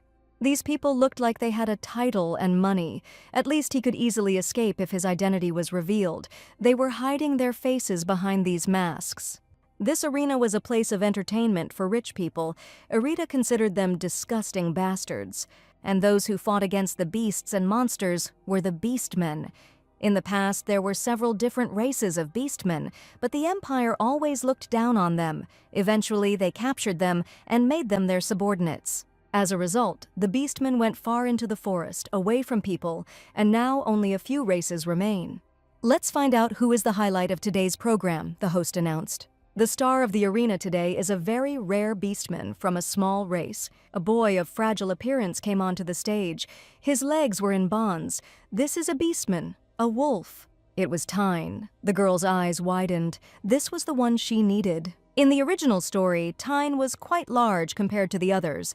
Arita didn't think he would be so small. He's still growing, that's why he's so small, the heroine thought. The host began to announce his opponent for today, but suddenly a man sitting next to Arita turned to him. He wanted to say that this beast wolf was the one she was looking for, but Arita herself confirmed this earlier. In this place, the beastmen were used only to make money. Arita hoped that at least they weren't sold here. That's why she said to prepare something. The girl knew that his master had been looking for the monster's heart for 3 years, but she was surprised that he agreed so easily. Arita offered an exchange. And here she stands in front of the beast wolf. The bracelet on his hand caught her eye. The girl noted that it was very good that he was wearing this jewelry. The bracelet is an artifact that Arita gave to Tane. He said he was kidnapped and brought to the arena when he was 5 years old. He damaged his vocal cords and lost his voice. It was too old a wound, so it was too late to heal. Besides, Arita brought him here for the good of her family. She wanted to give him his voice back. Tyne must have been through a lot. The girl thanked him for wearing this bracelet. She also added that she was very sorry that she had to make it in the form of a bracelet, because she wanted to make it in the form of earrings, but she could not make the stone any smaller. Tyne replied that everything was fine. He liked everything that Lady Arita gave him. The girl smiled broadly. She was pleased to hear that. Their dialogue was interrupted by Jurgen asking why Arita had come to him today. In fact, she wanted to ask him for something.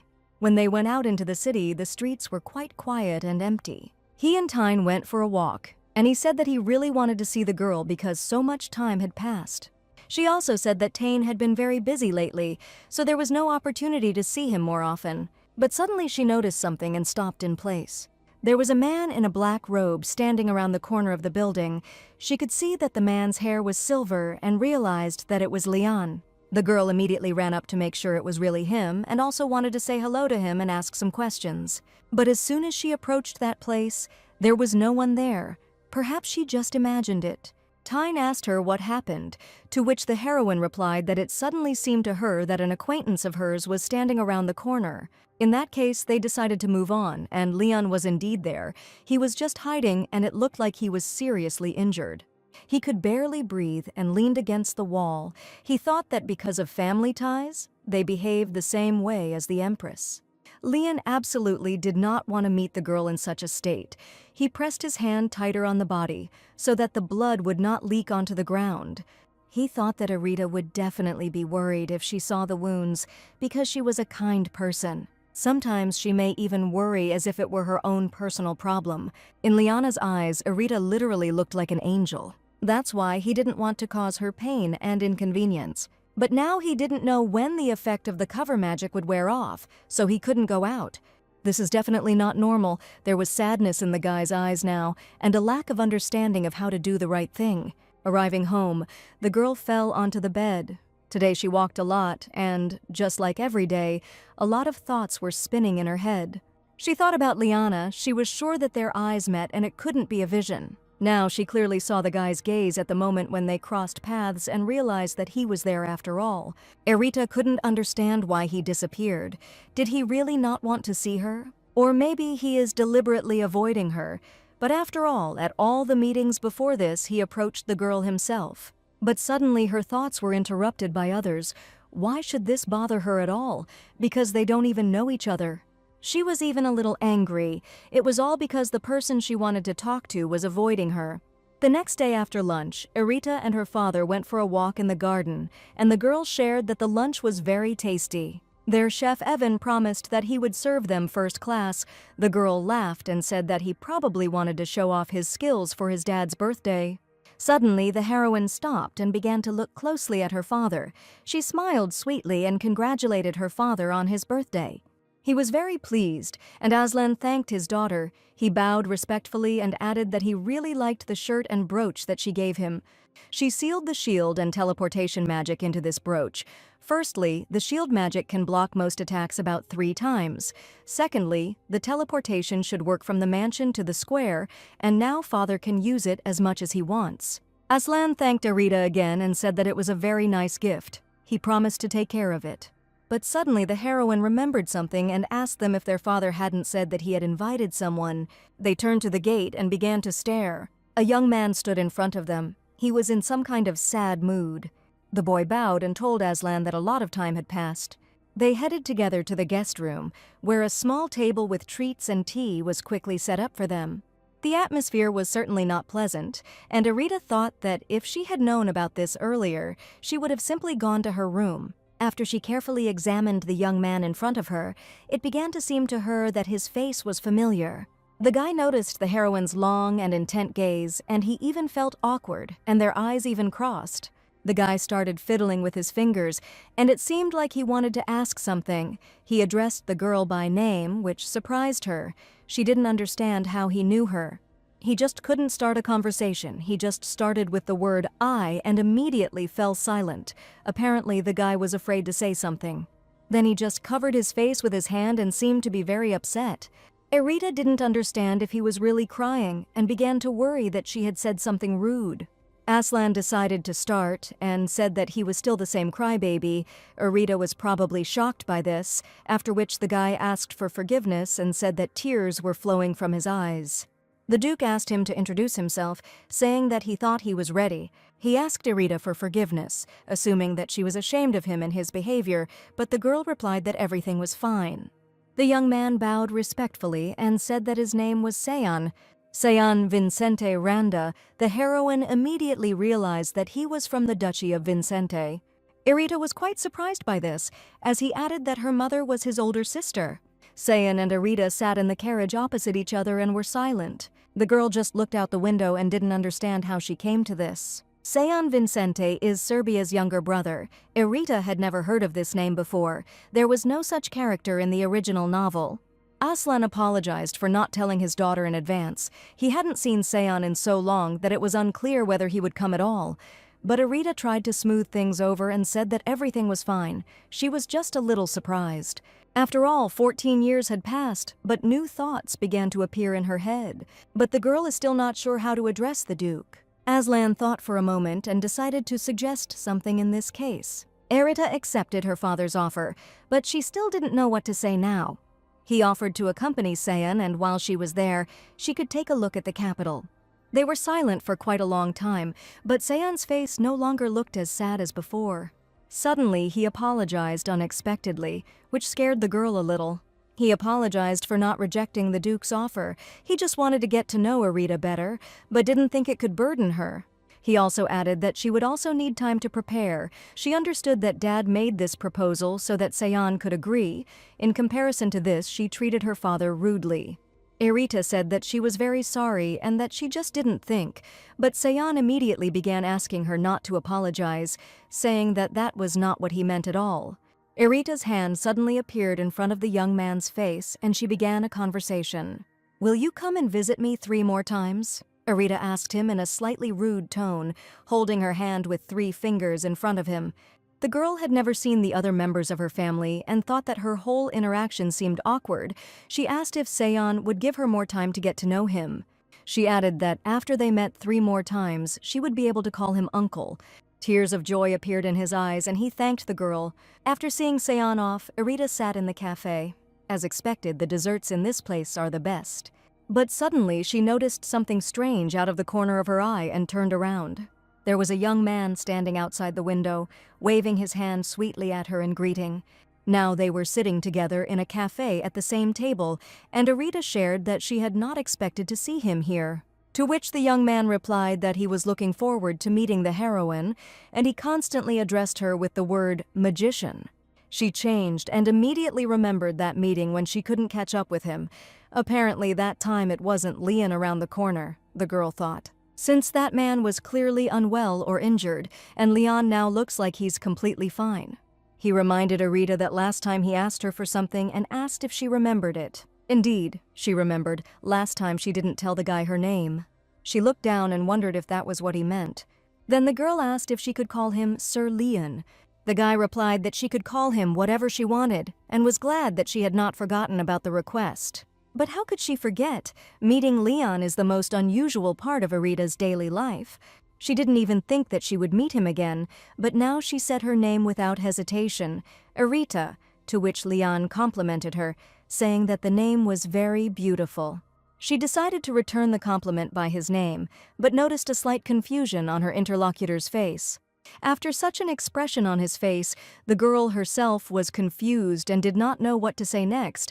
She thought that perhaps he did not like his own name.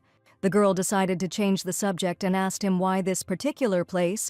He replied that he had been here often before and loved this cafe, but today he was here for the first time since returning to the capital. He added that his mother really liked the desserts served here. Arita wanted to ask him something, but she couldn't get into the mood. She nervously fingered the edge of her cup.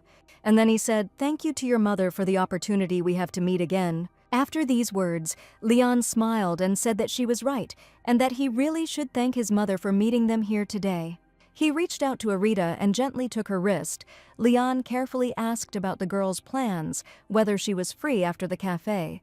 With a trembling voice, he asked if he could steal her time. This question immediately caused a slight blush to appear on the girl's cheeks, and her heart began to beat so fast that it became scary.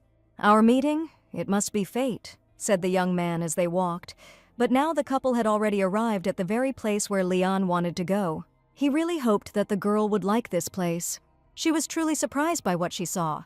From here you can see the entire capital, and Leon wanted to show Arita this particular place. The girl thanked him for such a beautiful view. But suddenly something else caught the heroine's attention. It was a rather old tree with a thick trunk.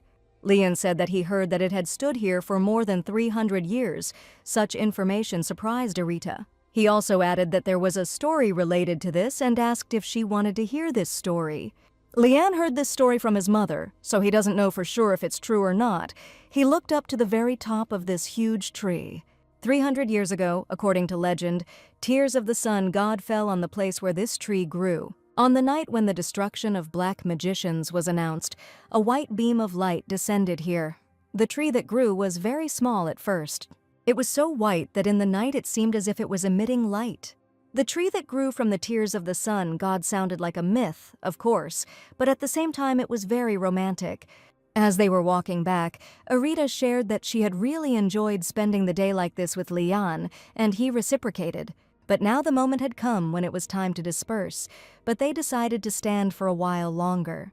"When can we meet again?" the young man asked. Arita clenched her hands in surprise, because she didn't know what to answer. She can't promise anything yet because for now they both have secrets from each other. But then an interesting thought came into her head and she wanted to voice it. When accidents happen 3 times, it is already fate. Then Leon promised that they would definitely meet again, but for now he couldn't say when that would be. The Baron's office, he sits and does paperwork in silence. Suddenly he was distracted by an extraneous sound. Apparently someone was about to enter his room. "Your Highness," says the guy who entered, "this is Leon." The man immediately jumped up and started shouting why it was taking so long, but Liana was not embarrassed. He calmly began asking how he was doing and added that the uniform suited him very well. The man was furious that Leon was 2 hours late and remained so calm, but the boy replied that there was a reason for it. "Maybe something good happened in the Information Guild?" Leon asked. He said that he didn't find much information, but the man didn't believe it. Because Leon was smiling so much, he had never seen him like that before. The guy was thinking about something, as if he wanted to tell something. But then he replied that he had forgotten something because he suddenly had a headache. It seemed like the time he spent with Arita was better than he thought. A voice came from behind the door calling for dinner, but there was no time. Leon's uniform had already been prepared, and he needed to change quickly. His brother would arrive soon. This information saddened the young man a little. His Highness the Second Prince has arrived. He immediately turned to his brother, saying that a lot of time had passed, but it seemed that he was not very happy to meet. They exchanged a few words, saying that they were glad that everything was fine with each other. "You know I'm always worried about you," his brother said. To which Kalian answered him the same. It was a disgusting conversation, very feigned and hypocritical. Meanwhile, Arita was sitting in her room and was very busy with some painstaking work. One wrong move, and it could all be over. She couldn't let all her efforts just go to waste, so she was very focused. The diamonds needed to create the artifact were given to her by Jurgen, but he gave them to her with a little indignation and a question about what the girl was going to do with so many of them. But it will be difficult to put 5 layers of magic on such a small stone. Even though diamonds are strong, Arita still needs to be very careful. Suddenly, the stone lit up, and the heroine jumped slightly in place from surprise and joy. The next 4th layer has also been created. Now there is only 1 left. She didn't want to overdo it, so she decided to stop for today and leave this work. Suddenly, Mary entered the room and said that she had brought snacks. Arita was happy about this because she was on a break right now, and the maid said that the Duke had bought these treats just on the way. This made the girl even happier, because these were the same desserts from Arita's favorite cafe in the capital. While she was enjoying the delicious food, she thought that Leon also said that this was his favorite cafe and that he liked their desserts. Just think, Leon treated her as if nothing had happened, the heroine thought in her head. And while she was eating, it occurred to her that he was definitely the man in the alley, but it was unclear why he ran away. Arita decided that she needed to ask him about that meeting. Mary noticed that the girl's expression had somehow changed to sadness and asked if maybe she didn't like the treats. Arita replied that everything was fine. She was just thinking about one of her friends, and Mary immediately became interested. Arita began to describe the situation as if she had nothing to do with it. She said that this friend of hers had met someone a couple of times. They knew each other's names and even walked together. And one day she went to the square and saw this man, but he immediately seemed to evaporate, and she thought that their eyes met. Arita looked at the maid with a smile and asked her opinion about this situation. Mary immediately realized what was going on and asked if the person you met was a man or not. Before Arita could even respond, the woman began to scream and swear, saying that she shouldn't date such a person. The girl tried to calm the maid down. She said that this story was definitely not about her. And then there was a knock on the door of the room. Arita allowed them to enter with a smile. It seems she was even amused by Mary's reaction. The heroine was informed that the Duke was looking for her. When she entered her father's office, he handed her a letter and said that it was from the Marquise. And he added that he asked the Duke to deliver it personally to Arita. He also said that he really liked the gifts from the girl, but she met with Seon 2 more times after his last visit. One time Seon came himself, and another time Arita visited him, and when she went to see him, she gave him a scarf with her embroidery. She knew he would like a homemade gift better. She was happy with the response. It was a great choice. But the Duke also brought a gift from Seon for Arita. The heroine was surprised and immediately began to unpack to see what was inside. Her eyes widened even more when she saw that inside this beautiful box were such beautiful earrings. They must be terribly expensive. She immediately showed her father what was inside and began to praise such a gift. The Duke was sorry that Seon could not see her reaction, but nevertheless, he was glad in any situation when his daughter smiled. Arita decided that she needed to hurry up and write him back immediately to thank him for such beauty. The blonde was walking quickly somewhere and was mentally angry and calling Kalian all sorts of unkind words. He was heading to his mother for a serious talk. They sat down at a table in a beautiful garden to have a cup of tea before talking. Thesis, the woman called him by name, and he sat opposite in a terrible mood. His mother informed him that it looked like His Majesty would announce the next crowned prince at the upcoming ball, and Thesis's eyes widened. But according to imperial history, the announcement of the crowned prince must take place on the day of the foundation. The queen looked menacingly at her son and said only one word to him, "Prince." Thesis sadly lowered his head, and beads of sweat began to flow down his face. He also noted to her with one word, "Forgive." She understood perfectly well that the emperor would not allow her beloved son to take the throne so easily, but she knew one thing, that he had to be there, and she promised that she would provide him with this place. She reached out her hand to his face to hug him and told him not to worry about anything, because he was her beloved son, but for some reason he tried to distance himself from her. Her face looked very sinister at that moment, and she promised that Asila's son would never take his place. "Yes, I understand." Thesis answered sadly again and lowered his head. He had nothing else to answer, and he also couldn't contradict his mother. Finally finished, Arita happily held in her hands the artifact she had made herself. It took some work. She was worried that she wouldn't make it in time for the ball, but not only did she manage to finish on time, but Jurgen also made such a beautiful watch out of it. In 3 days, the original story will begin. The heroine was very anxious inside because of this, but she was ready. Considering how distorted the circumstances are now, the continuation will probably be completely unpredictable. Irita had prepared everything so carefully, but she didn't understand why she was so nervous. The girl hoped that everything she had prepared would be useful. Mary said that the festival would start today. Arita was still standing on the balcony. She wanted to put all her thoughts together and calm down. And in the evening, she decided to go out and get some fresh air. The festival was bigger than she expected, and there were a lot of people. The girl decided to move away a little to watch the fireworks, and she also needed to hide her hair color so as not to stand out from the crowd. The boys running past her accidentally touched her. They were in a great hurry to get closer to the fireworks so that they wouldn't take up space. And because the heroine lost her balance because of this, she hit her face into some passerby, who immediately asked her if everything was okay. Raising her head, the girl immediately recognized Leon. Just think, the girl had disguised herself. She didn't understand how he could recognize her, especially in such a crowd. The guy's answer was not long in coming. He recognized the girl by her eyes. There was silence between them for a while. The girl was embarrassed by such words and by the next meeting in general.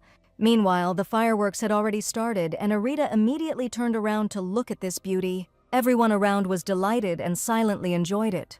But Arita seemed to have an idea, and she turned to Sir Leon and asked him if he thought it would be enough. She just snapped her fingers and the fireworks increased tenfold. The entire sky lit up with bright colors. People around couldn't believe their eyes.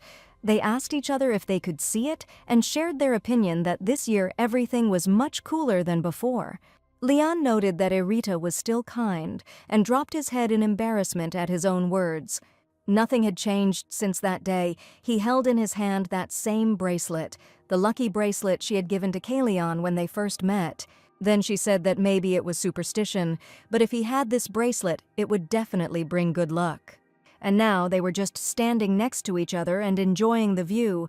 The heroine didn't even realize that she had known this man for quite a long time. He couldn't delay any longer, and today he wanted to tell the girl everything. He had to reveal his true identity. He turned to Arita, saying that today he had to tell her something. Such words greatly surprised the girl. He hesitated for a long time and didn't know how to present it correctly. But suddenly passers-by and everyone who was at the festival began to whisper and talk to each other, pronouncing the name of Arita. They said that somewhere here there was Lady Crova Hearts. The girl said that she was mistaken for someone else, and they immediately decided to run away from sight. But Arita suddenly stopped him. She noticed something. The girl said that he dropped something and rushed to pick it up, but in fact it was a bracelet by which she would immediately understand everything herself. The guy's face immediately changed. He was scared because he wanted to tell her everything himself and didn't know how she would take this information now. This bracelet was now in Arita's hand. Suddenly she would get angry that Kalion deceived her, posing as another person. Arita immediately realized that this was the bracelet she had given to the main male character at the Empress's funeral. She looked up at Leon and didn't even know what to say to him. Her hands and legs were shaking from it. She didn't understand how she could not recognize those blue eyes. After all, she saw them when she was little, the same eyes as the main male character. Arita remembered that every time they met, he called her a magician, which meant that he knew about everything from the very beginning. The heroine immediately turned around and was about to leave. As a parting gesture. She only apologized for her rudeness. Leon tried to stop her. He reached out and almost managed to grab the girl, but she suddenly disappeared, and only some magical images remained in front of him. He stood in the middle of the street for a while and tried to digest everything that had happened in his head. The guy was very hurt and offended that everything had turned out exactly this way. He punched the wall with all his might. He regretted it and didn't want this outcome. After all, he himself planned to tell this today. The truth is that he is Kalion Ruin Elver and they have already met. He even had a dialogue prepared in his head for this. He wanted to say something like, "Forgive me for hiding my identity all this time." Now he thought that the heroine would not forgive him for this deception. He had the opportunity to tell the truth, but he could not force himself. If only he knew that everything would turn out like this, he would have told me later.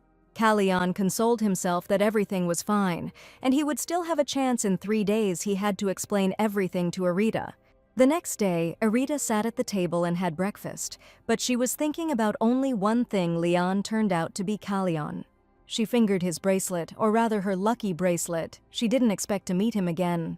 Kaylin knew from the very beginning who Arita was, but if it weren't for the bracelet, she wouldn't have been able to recognize him. The girl didn't understand why he needed to hide his identity and specifically get to know her. Maybe he wanted to get some information from Arita, but they didn't really talk about it. In any case, the girl was very upset. You can't deceive people like that. Arita thought he was a good person, but she tried to push thoughts about this man away from her. They weren't even close, so she should stop feeling betrayed. But to put it into words, Leon was just a pleasant conversationalist, and she also knew that he was hiding something.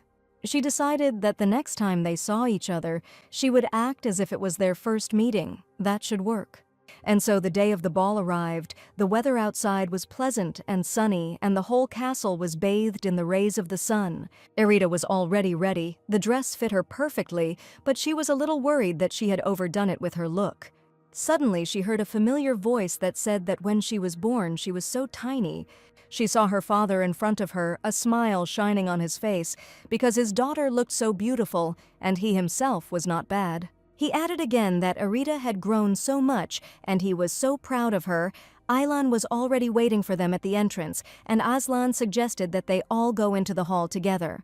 Now, all 3 of them were standing on the threshold and getting ready to enter. From the moment Arita crossed the threshold, it seemed like the prologue of the original story began. The girl held her father's arm tightly. It made her feel calmer. And as soon as the original story begins, Ayla will also come. By the will of fate, she will meet Kalyan. And these 2 will fall in love with each other. Arita knew she couldn't lose control and make a mistake. She definitely needed to keep a cool head. And before entering, her father asked her not to forget that Aylan and he were always nearby and would always be on her side. The heroine was very grateful to her family for such words, and for their constant support, thanks to the 2 of them. She was truly happy. And no matter what happened, she also promised to always protect the 2 of them. They entered the hall where they were already introduced. Duke Aslan Crowahearts of the Duchy of Crowahearts, Sir Aylan Crowahearts and Grand Duchess Crowahearts. They stopped as people immediately started approaching them and greeting them. Among them was Ceylan, whom they did not expect to see. He noted that this was probably not Arita's first public appearance, so he had to come and help. He asked the girl if she was very worried, to which she replied that everything was fine and that she thought she would be more worried. But in reality, she was worried for other reasons that she couldn't voice yet. She needs to use the artifact to find out what kind of black magic the Empress used, but to use it on the Empress, she needs to be at least 5 steps away from her. We need to get closer to her. There is less than a week left, and Arita will not have another chance to be alone with her except at this banquet. The girl heard that they were beginning to introduce the next guests, the most noble luminary of the Empire. Her Majesty Empress Aisha Renison and His Majesty Thesis Ruin Elver, First Prince. They have arrived. This announcement made our heroine tense up considerably. The Empress and Thesis, she began to feel scared. For the past 8 years, faces that cannot be forgotten have been ordered to raise their heads. The Empress began her speech. But then he entered the hall, His Highness the Second Prince, Kalyan Ruin Elver. Of course, Arita simply couldn't help but direct her gaze at him. It really was him, Kalyan, or as was more usual, Sir Leon, but they simply missed each other and both pretended not to know each other. The dancing began. The men began to invite the ladies. Everything looked very beautiful and solemn. Arita turned to her brother and offered to take care of her. Of course he wouldn't refuse his sister. Aylan bowed and extended his hand. It was an invitation to dance. Arita felt much calmer this way because she had a loved one next to her. During the dance, he noted that his sister began to dance much better, and it was all thanks to Aylan, who sometimes worked with her. But even while dancing, Arita could not tear her eyes away from Kalyan. However, his expression was so cold, now he seemed to her like a completely different person. But the Kalyan that the heroine knew was a gentle and kind man. These thoughts simply did not give the heroine any peace, but she must remember that now her mission is different. but she still continued to think that maybe this was his true essence, maybe the Kalyan she knew was just a mask. Erita tried to pretend that she didn't care about him, but it wasn't that easy. Aylan, of course, noticed the girl's thoughtfulness and asked her what was the matter. But she couldn't answer her brother this time. But she noticed that her father was literally drilling them with his menacing gaze and jokingly said that Aylan's back was probably hot. The guy laughed and replied that he was like a villain who kidnapped the princess, but as soon as he won the duel, Erita asked if he was going to take on everything again like last time. Being responsible for his sister's debut in society was not such a bad price to pay, he replied. In the middle of the evening, the girl went out onto the balcony to get some fresh air, and she also needed to think about some thoughts. She danced only 3 times and already felt so tired. After all, she danced seon. Dancing is also a kind of work. Erita looked into the distance and thought that the masquerade was supposed to take place in 3 days. If she wants to secretly approach the Empress, this is the best moment. This is the day when the most people will gather in the palace. The mask would hide her face, but what to do with her hair, Erita thought. Using magic was too dangerous. Someone might see her using it. She needed to think some more, but suddenly someone's voice called out to her. It was Tane, the very same beast wolf. Erita was surprised to see him there and immediately asked how he got there. He asked to wait and abruptly darted around the corner as if hiding from someone. But a second later, he was already on the balcony next to Erowida, who didn't even have time to track where he went and was looking for him below. Tyne said that he didn't notice anyone on the way here, so there was no need to worry. And then he added that at least there was no one within his line of sight. Well, if Tyne says it so confidently, then it must be true. Purebred werewolves have outstanding abilities. But the heroine still had a question about why he came here. The thing was that Jurgen urgently asked her to pass something on to the girl. He also said that if he mentioned her, Erita would immediately understand everything, and the girl began to look at the papers that were handed to her. It was impossible. It said there was no such person as Ayla Diane. Baron Diane and his wife had only one son, Eli Diane. They had no other children. Erita was in complete shock. Had Ayla really disappeared? The ball continued and was in full swing. The Empress, together with her sons, sat on the throne as expected and watched everything carefully. Erita had already returned to everyone and met with her brother, with whom they exchanged sweet smiles. But suddenly she felt a gaze on her, so familiar and tender, which simply drilled into her from head to toe. A false name, a false identity. He himself knew that Erita would one day learn the truth, but he still succumbed to the sweet temptation of the moment. And how wrong he was that he could restrain himself. What he wanted most now was to rush to her and tell her everything. But now he didn't have such an opportunity, because if he did so, the Empress would immediately notice everything. Kalyan knew he needed to talk to the girl where no one could hear them. Officially, there is no connection between him and the Grand Duchess. He wanted only one thing, for her to stay away from this dirty struggle, in a clean and safe place. Erita sat in her room and hoped that Jurgen was still awake. She urgently needed to know something. The main character disappeared without a trace. What is going on? The search for Ayla was going well. Jurgen even said that he would soon be able to meet her. It would have been better if it had just been Jurgen's mistake. Fortunately, the heroine had a special magic ball with which she could contact him. And finally, the image of Jurgen appeared before her, and he called out Erita's name. She immediately apologized for disturbing him so late, but the man was expecting this call, so he did not sleep. He just wanted to ask about the case of Isla Dean. He asked the heroine who she was. The man found her name in a notebook with important assignments. But he remembers absolutely nothing about her. Erita could not believe how Jurgen, who had recently been looking for Ayla, could forget about her existence. As Erita herself understands, this is simply impossible from a logical point of view. If Jurgen had not written down this matter, he would have simply left it unattended. But after seeing the recordings, he sent the report to the heroine. However, no matter what he tried to remember about Ayla Diane, his head was empty. He did not remember who she was and why Erita instructed him to find her. It was surprising, but Jurgen really couldn't remember a single detail. There was just silence between them for a while. Erita just looked at him and couldn't understand anything. But then the man said that he knew that the girl was hiding something, trying to pretend that everything was fine, but in reality, she was burdened with a heavy burden. And now he wanted to ask if she really didn't trust him that much. He thought he could help Erita, bear at least some of this burden. But he immediately apologized and asked to forget what he had just said. Apparently he was just tired and became irritable. He was also going to conduct his own investigation and wished the heroine good night, but she continued to sit in the same place for some time, without moving in her thoughts. She thought about how she could confess and say that in fact she was not Erita Crovaharts, and this world was just a story from a book. But she simply loved the family she found in her second life too much. She just wanted to save them. She knew for sure that it would not be easy, but the heroine did not imagine that it would be so scary and lonely. She is scared, she does not understand what is happening and cannot stop the flow of tears that flows from her eyes like a stream and interrupts her thoughts. She even began to think that it was her fault that the Ilda had disappeared, and this made her feel very bad. All this fear was like a reminder that she was a stranger here. The girl fell asleep crying at her desk, which her father and Aylan noticed, and he had told her so many times not to cope with everything alone.